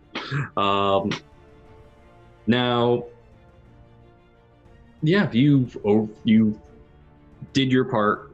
Nice. You basically dismiss yourself. There are multiple taverns, basically, or bars throughout the ship. Well, heck, I mean, if he's not on duty, then yeah, he'll go a little more ham than that, certainly. I don't, he knows his limits, but he'll certainly get tipsy. Yeah. Now, the drink that they have aboard the ship is something called Amasec. Amasec itself is the generic name for alcohol in Warhammer. But yeah, you're able to. What type of bar do you go to? Tell me about it. I guess he would try and scout and see if there are any other space wolves nearby, just to be in kind of similar company. Yeah, to your knowledge, you are the only space wolf aboard this ship. Okay. There are actually guardsmen who are part of the Caledonian 93rd, which are. They're fairly friendly with the Space Wolves. They're one of the worlds that basically said, hey, Space Wolves, we're loyal to you. Well, that's nice. Sure. Yeah, let's go hang out with them. Yeah. Now, you don't... Where you are, because you're in one of the more bougie areas, it's only the officers of this this outfit. And they're always dressed up in uniform. Their uniforms themselves are relatively normal for guardsmen, which is they're wearing khaki top, khaki bottom, standard military uniform. But theirs is tinted blue, and they are wearing blue and green. Actually, kind of like my shirt. Now that I think about it, sashes. Okay. Just kind of go down their chest. And they see you walk in because you're in full armor, and there's a group of 3 or 4 of them who just lift their mugs to you and just, hello, my lord. Greetings. Just coming in to wet my whistle. I think he would sit down, maybe a chair away from them. Okay. Just gotta give them space, give him space, and. Yeah. Now, the bar itself is relatively empty. Most people are out watching this procession because this is something that only happens so often. But yeah, they basically share a drink with you, even though you're far away. One of them waves towards the bartender, who's a older gentleman who is cleaning a glass, because that's what all bartenders do in every scene. They're cleaning a glass. Got to go with that trope. And he's actually a frail old man. But he's wearing fairly nice clothes. Little vest, white pants, black shirt, and he kind of hunchily walks over to you. It's like, what can I get for you, my lord? I'll just have a pint of Amasek, I suppose. A Starty's pint or a Guard's pint? I'll take a God's pint. Yes, my lord. And he shuffles off, gets you a regular sized, which in your hand is kind of small. Okay. Regular sized mug, and he fills it up with this beautiful goldish yellow liquid, which foams a nice white brown at the top as it slowly bubbles in the mug. The mug itself is made from a clear crystal glass. Cool. I think he would do his best to chug it down pretty quickly. The first one, at least, just to get started a little sooner. You know. Yeah. So you do it in one go. Yeah. All right. You just hear the officers next to you just kind of give a slight cheer, ha, as they actually just take a sip instead of the whole thing. Yeah, and he would just kind of like make some small talk with them and just say, enjoying the festivities. I've seen ships refueled many a times. It's not that much. Once you've seen it a couple times, you've seen it all. These poor bastards go out to die, and, well, we keep going on. What brings you to the Vandervulf? Aye, we got a new posting soon. And, well, the Vandervulf pays nice. Speaking of which, was there any sort of payment for him doing that lookout? Oh yes, you definitely. Basically, it's put into your ship account. Okay, cool. Don't worry, you got paid. He's very important. Like I said, if you can make some coin, that's the kind of job he would look for. I mean, basically, you got paid. You walk into a bar, it automatically charges from your ship account. Sure, excellent. Because you are the only Space Marine on board, everyone knows who you are. No ID required. Awesome. Yeah, he'll just raise the glass in response and try and wave down the bartender again for a refill. Yeah, the bartender's basically like still right standing over me. Just like, there you go. Like he was just waiting for the signal. So it's like, are you sure that I can't offer you a larger portion, my lord? It would do me honor if you did so. Very well. Let's see it. Yeah, and he pulls out basically a small gallon-sized mug. This one made of. It's not made out of a crystallized glass like the other mugs, but instead it is made from. Sorry, I got distracted by some noise in my ear. Yeah, I hear it. But it's made from just looks like iron, maybe steel, and it has etchings throughout it. Just nice little artwork. Cool. I don't think he'll chug this one all the way down. Maybe half of it or something. But he's still going pretty quick. Quick on it. Anything drip down or? He's certainly being messy. I would say that he's a little more reserved than, if he was just drinking on his own, but he's trying to keep it classier. I mean, yeah, you're in a bougie bar. I'm sure Space Wolves have a reputation, but he's trying to. Yes, which throws people off right now because it's like, wait, these guys are supposed to be boisterous drunks. Why is this guy being proper? How long do you stay at this bar?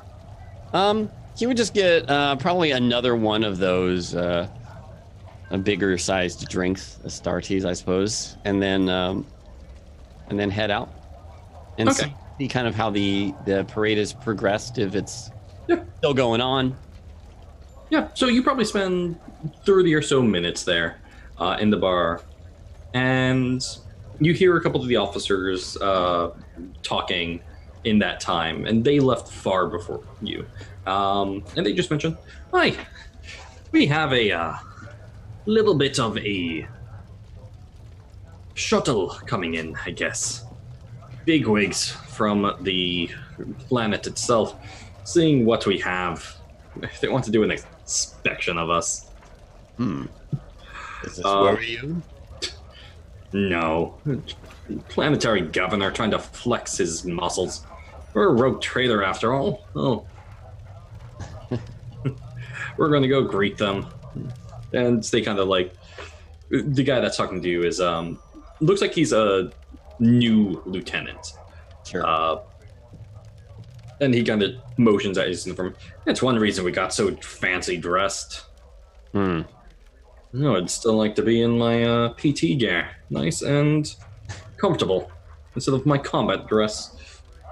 Oh, well, best be off now. Yeah, I don't envy that company, but best of luck.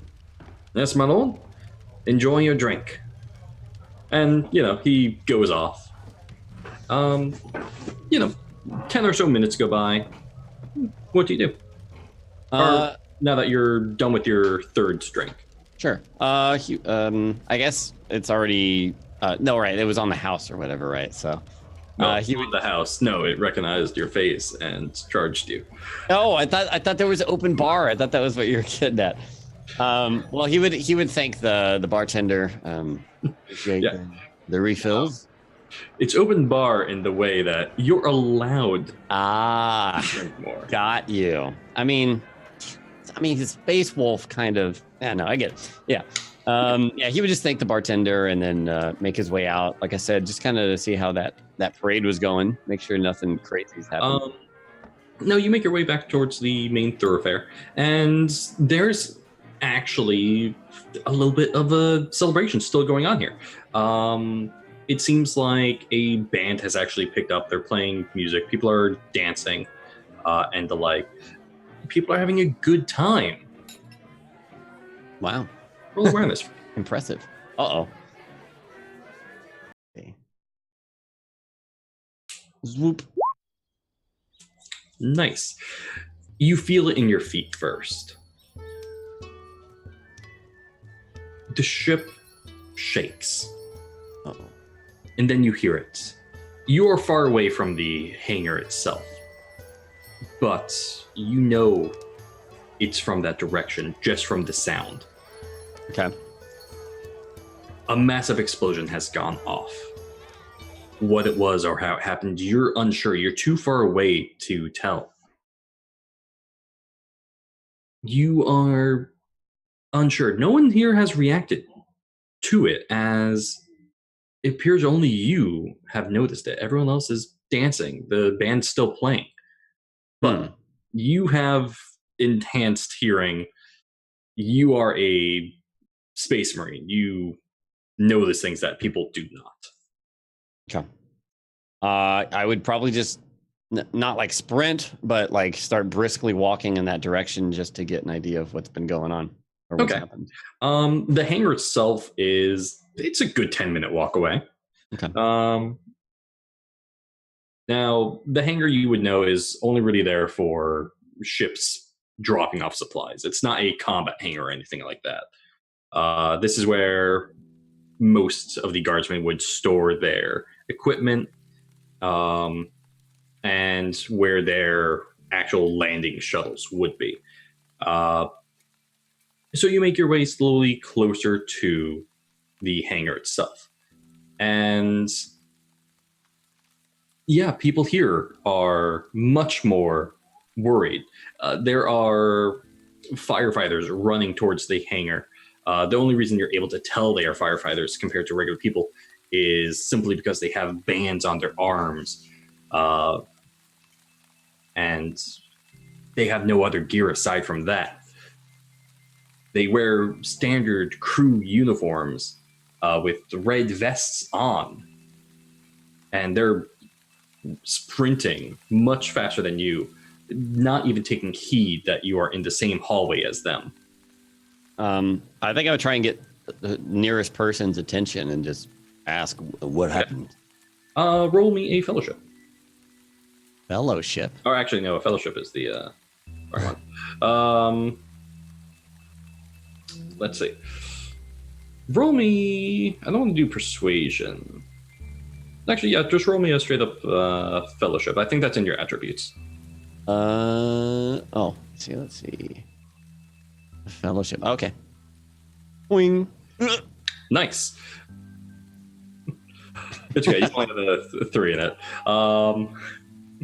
Yes. Yeah, so you were able to grab someone, basically. One of the firefighters that's running by. And he tries to yank his arm out of yours as you, like, try and stop him. It's like, no time. Fire. The shuttle exploded. Well, he doesn't need to hear anymore. He's just going to, like, let him go and then start running in that direction as well. Assuming some sort of, like, sabotage or something like that. Maybe. Could have just been an accident. Sure. Yeah. That's just what he's assuming. Make another awareness check for me. Okay. Not so good this time. Okay. You don't know this. Yeah, so you're getting much closer to the hangar. You're able to notice there's smoke. And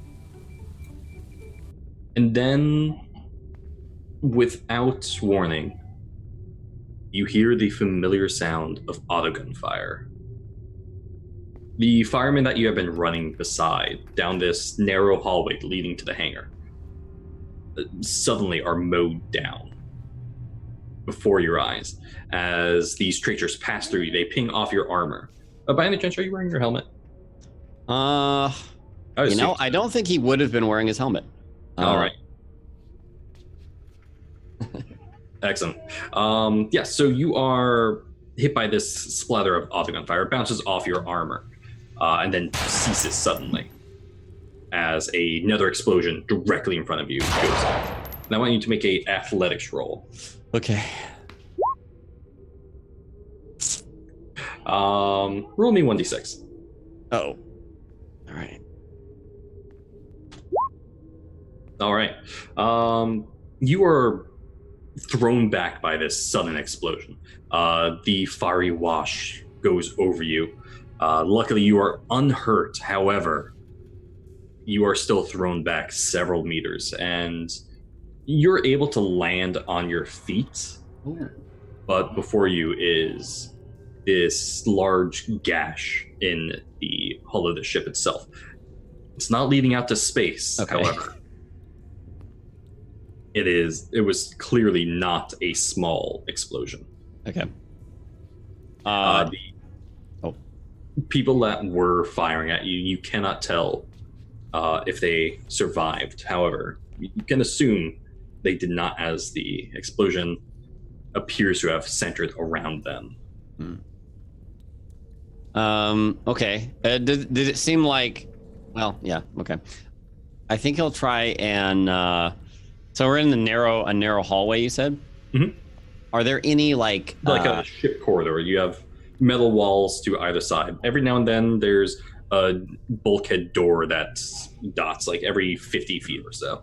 Okay, but no like nooks for cover or anything? No, not that you can tell. All right. Think of like on board a ship, just sure. The small narrow corridors that every ship has. Okay. I guess he'll try and reach the nearest door and see if he can open it. Okay. Yeah, you're easily able to open the nearest door. It's just a regular door. It looks like this is some type of clerk's office of some sort. Okay. There's a metal desk. There's vellum paper scattered about the room. Multiple charms just kind of hung up everywhere and stamped into place against the wall. Okay. There's no one in here though. All right. He mainly wants to use that kind of as like a cover spot. Mm-hmm. And he's gonna peek and wait and see if there are still people approaching. Give it maybe a minute or two. Okay. Roll awareness for me. Okay. Okay. You're not able to see anybody approaching or leaving at the moment. Okay. You can guess the hangar is still about 5 minutes away from you, however. Okay. So whatever this happened very quick and very rapid. No, same word for quick, but Yeah. Okay, I think he's gonna trudge forward and try and look out the gash that was caused by the explosion to see if there's any hint about what's happened. The gash itself in the ship is large.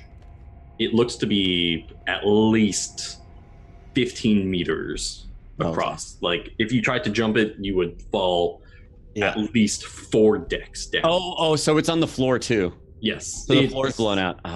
Okay. The floor, walls, and ceiling above are all blown out. Oh wow. This was a massive explosion. Got you. Okay. Well, in that case, he'll backtrack and try and find someone on one of the security guard or one of those officers like he was talking to before. Yeah, the ones that went down to the hangar. Sure. Yeah. Oh yeah. Yeah, that are probably no longer there anymore. Yeah. So as you're are you running or like joking? No, I'll be running. Okay. It seems like a pretty emergency situation. As you're running, the intercom, in this case, it would be called a Vox speaker. The Vox speaker turns on throughout the ship, and you hear a familiar voice of the captain speaking. And she, in a very calm manner, says, all hands, prepare to repel boarders. Cool. And then cuts off again. All right. Do I know of other pathways from other than the one I'm taking to progress farther down the ship? Where in the ship are you headed? Towards the hangar, if I can go in any of the other route. There are multiple routes to the hangar. You're not quite sure what the best route would be. Okay. You've been aboard the ship for a while, a couple months, probably at least 6 months. Okay. I want you to roll. Gonna be a weird one. Survival. Okay. Just to see if you remember your way around the ship, really. Well, okay. Quite good. Pass. Yeah, you have to go through the not the crew quarters, but near the passenger quarters. You're not going directly through them, but you know that there is a pathway not too far away. Okay. So basically from where you came from. Sure. Yeah, he'll double back and try and find that pathway. All right. The pathway itself, as soon as you get there. Also, as soon as you get there, the festivities have stopped. And people are clearly panicking. Sure. There are, of course, civilians in the crew itself. Merchants, cleaners. Not everybody has a important role on the ship. The ones who you realize do have important roles on the ships are doing their job, whether that's the engineers, firefighters, security, what have you. Sure. However, the people that don't have those essential roles are screaming. There's looting going on here. Oof. I don't. Looting to what degree? Like, is there violence against other people happening? Yes. Yeah. Flat out, people are pushing into stores. They're breaking the glass windows. Now, this area itself is basically a large metal cavern, to put it lightly. Yeah. The ceiling's only like 20 feet tall here, which is taller than most places in the ship. But it's a large open area. And people they're grabbing food, they're grabbing electronics, whatever. I don't think BJOR'S gonna do too much about that. He's really concerned with what's happening in the hangar, because, I don't know. He's off duty now. I mean, he did his task. So. Now he's concerned with the safety of the ship so he can get to where he needs to be, not necessarily the supplies that they may be looting. All right. Now, I want you to make a athletics check just to see how fast you can go. Ooh, nice. All right, so you are sprinting your way there. There's a few people that you have to... Are you gentle when you push people out of the way? Certainly, if they're not being gentle, he will not be gentle with them. He's not going to like bash them, but he's clearly just going to arm them out of the way, strong arm them. Yeah, so the way that you know to get to the hangar from here is a service corridor. How you know about this? Not sure, but somehow BJOR'S been here before. The lights here are a dim red, clearly meant for the crew members who don't see the light of day, who are simply there to serve the Omnisci and the ship. But you're able to sprint down this long corridor as you feel in your boots a third, much larger explosion. Those red lights flicker ever so slightly. However, you continue to run. After about a 7-minute run, you're able to make it to near the hangar. Okay. What do you do? What do I see? Do I see anything out of place besides people panicking? Like, is there any indication of what's happened? More like explosion areas or fighting?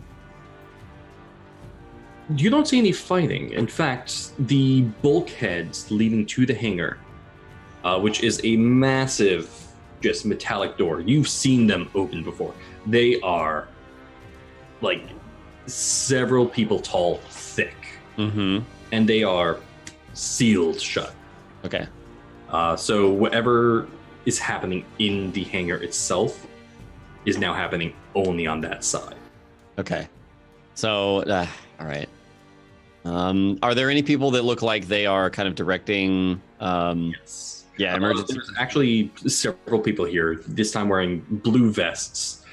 They're dressed basically like police officers or peace officers.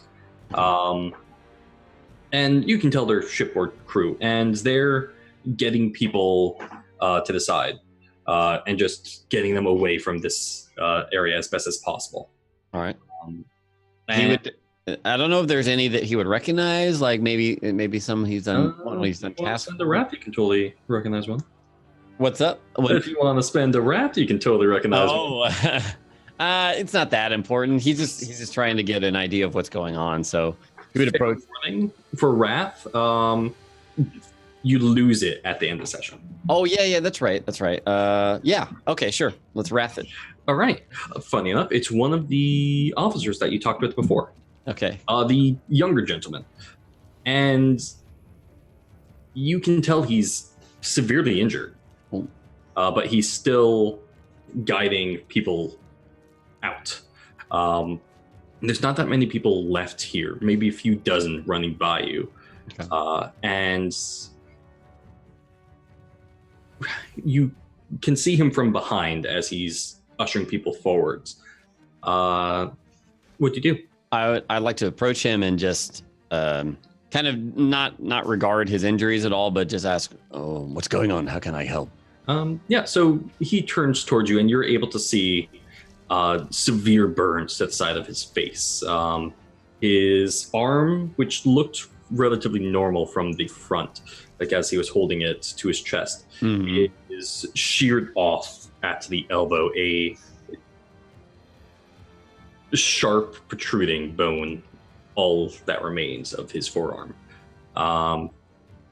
And he looks at you with one burnt out eye and says, "Hi, they came off the shuttle and started shooting." Who did? Weren't expecting it. Don't know. Pirates?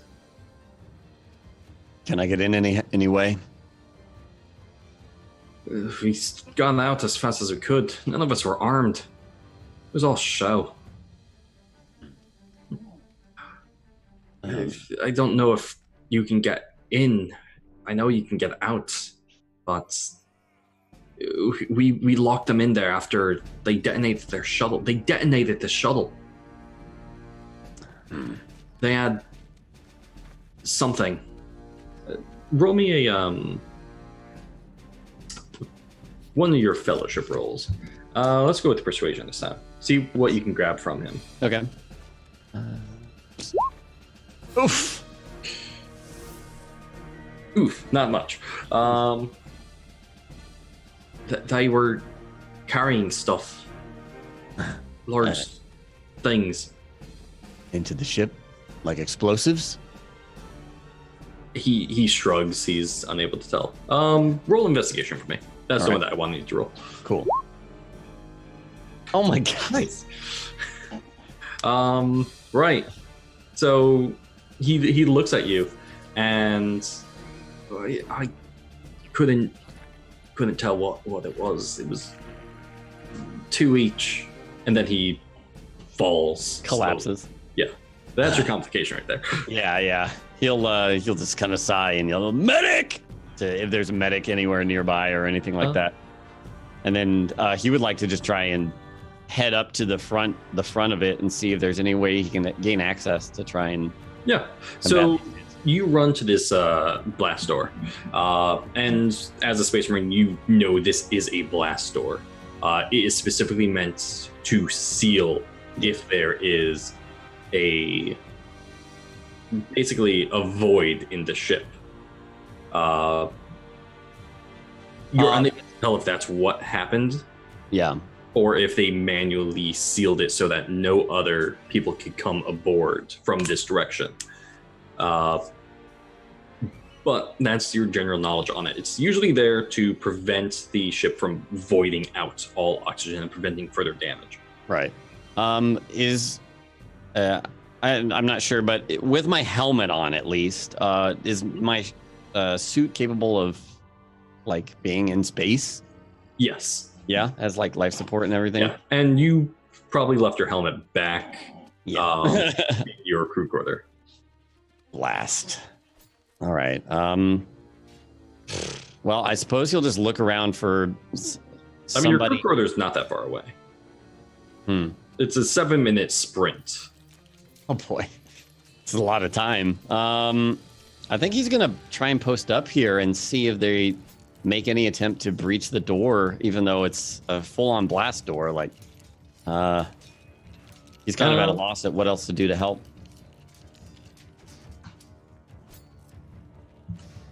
So, how long do you plan to stay here? I don't know, 5-10 minutes. Are there any more signs of like their attempted entry? There's no signs of their entry that you can tell. Okay. At the moment. Like I said, this blast door is several people end to end thick. Yeah.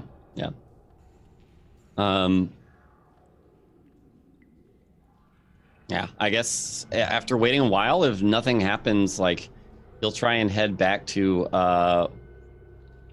like where I guess some of the bougie place to try and talk to some officers and maybe even the captain herself, get some information on what's going on. Not necessarily approaching her, but trying to gain some intelligence. The bougie place is more of just the personnel quarters. Gotcha. The actual bridge of the ship where the captain would be is at least, it's pretty far away. You have to wind through a lot of the place. Is there any like close like office or something where they'll be receiving comms on what's going on? Yes, there is actually a enforcer's office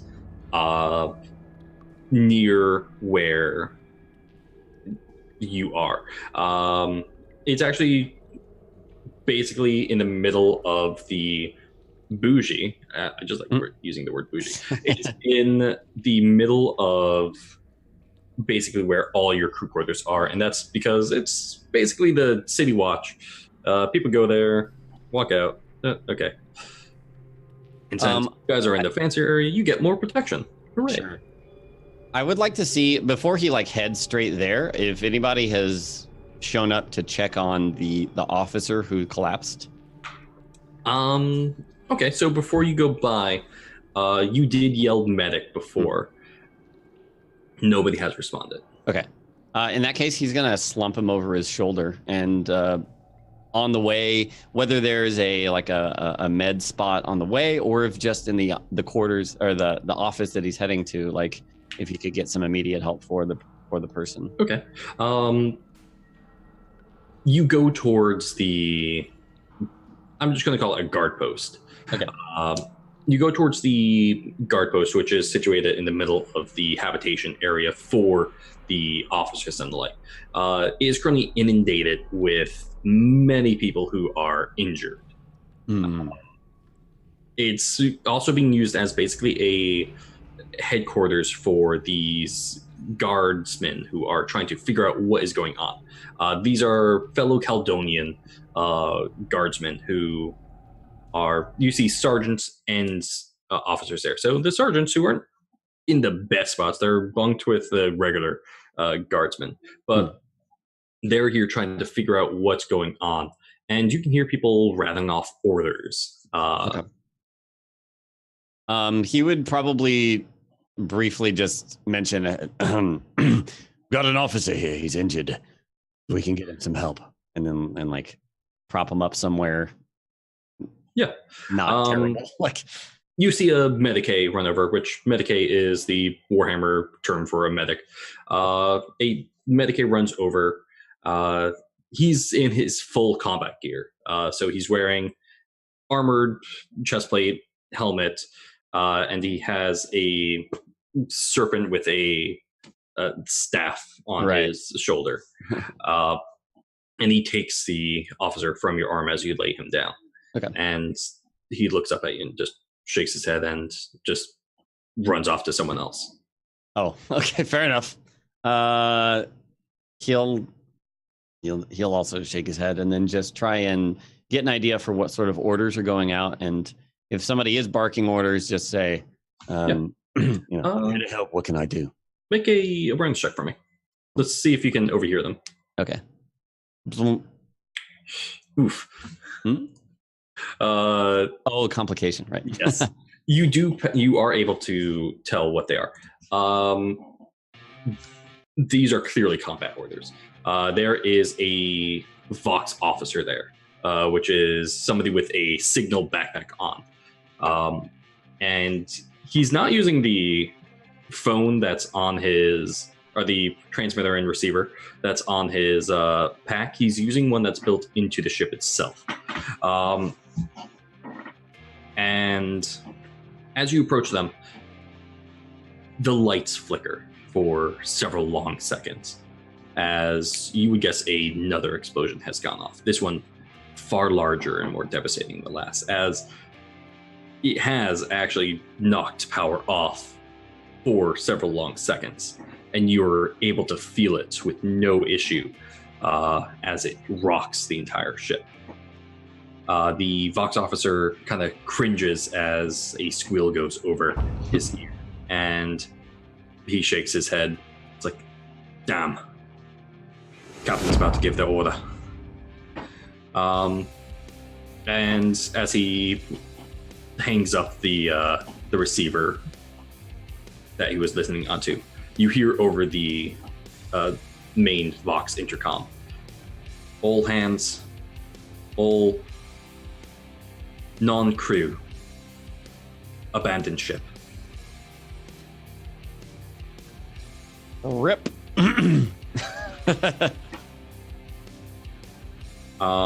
And yeah, so the order goes through for all non-crew to abandon ship, and you see many of these soldiers starting to pack up stuff.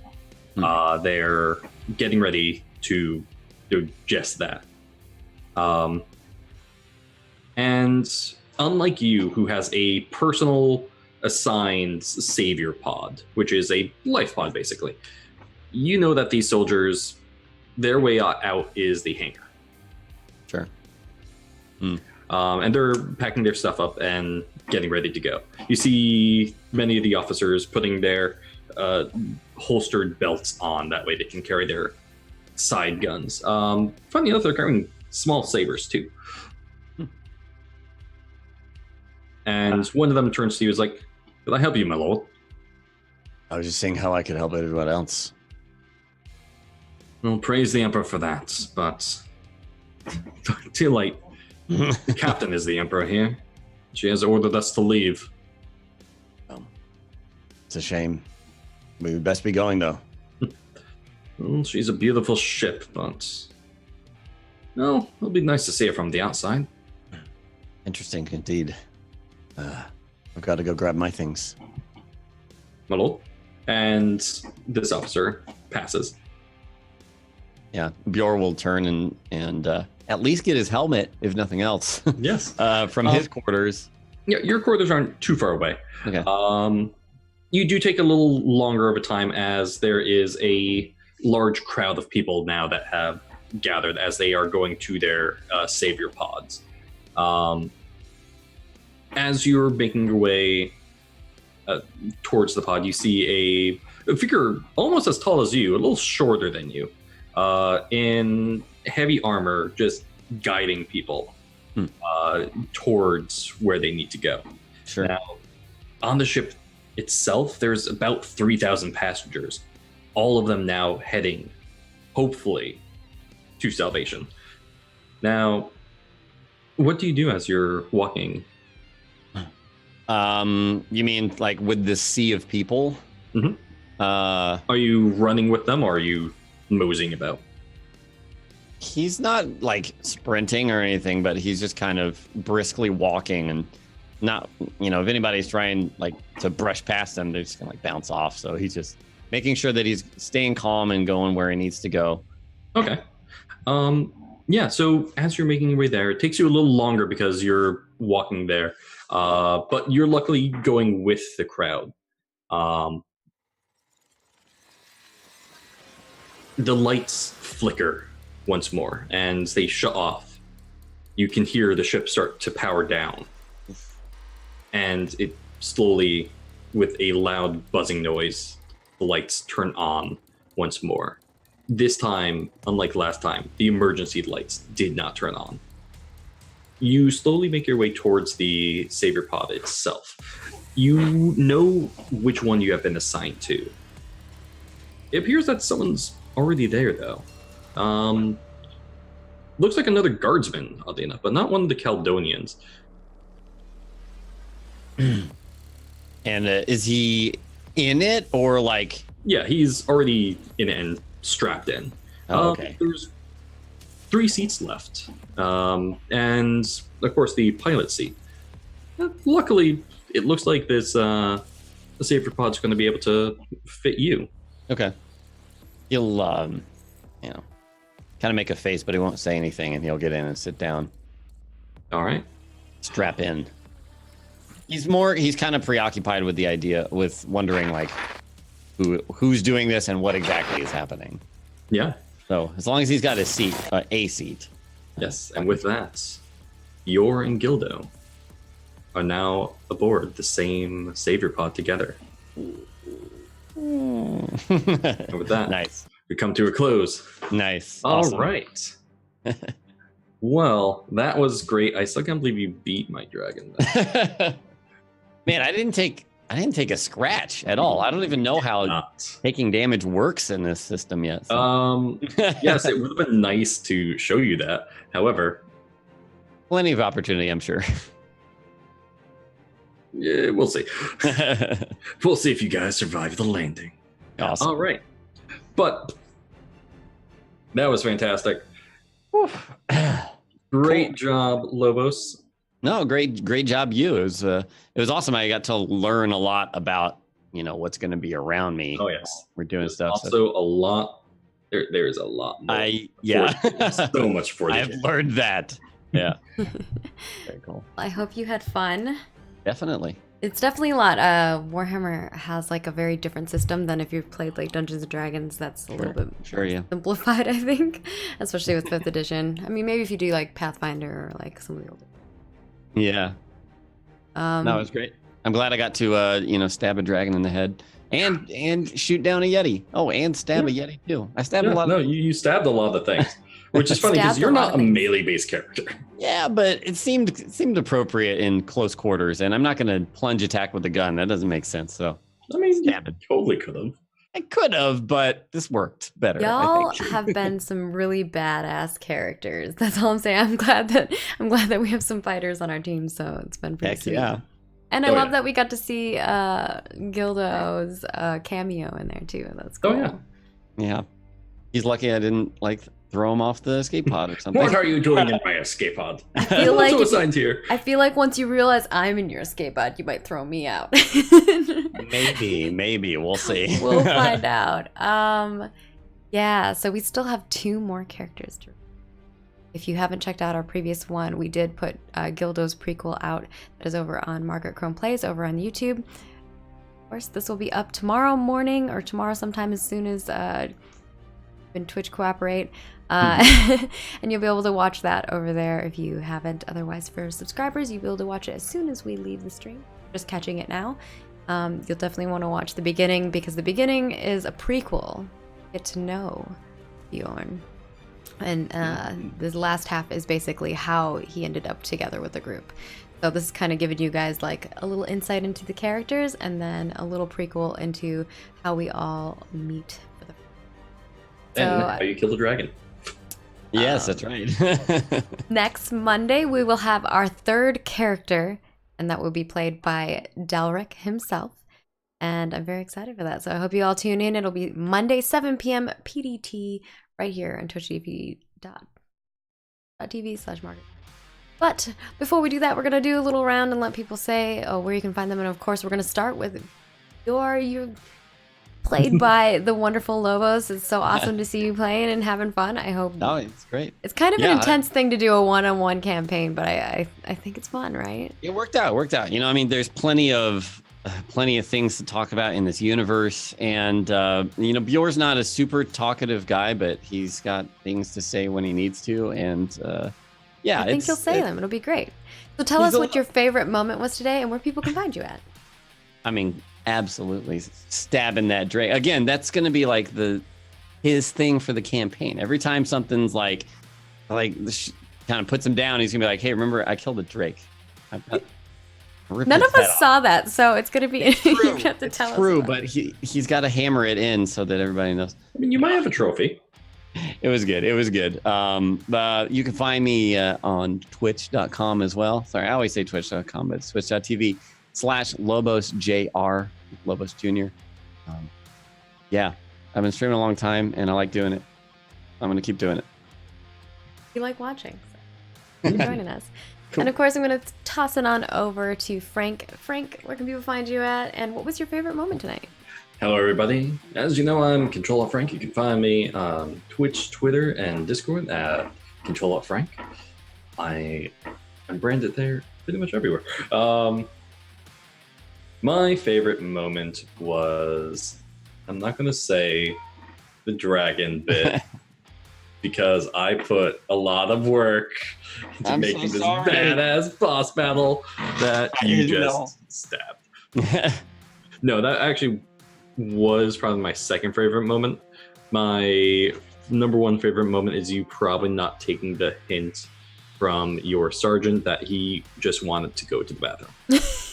Yeah. You're like, follow him, and then you're like... He walked out, and I was like, okay, cool. This is like an epic before the storm kind of moment where we're going to have our epic... Heart to heart. He's like, oh, I'm peeing. I'm like, oh, fuck. oh, this is awkward now. Yeah. Oh, so great. Well, thank you both for joining for this and being down for doing a little prequel before our big session.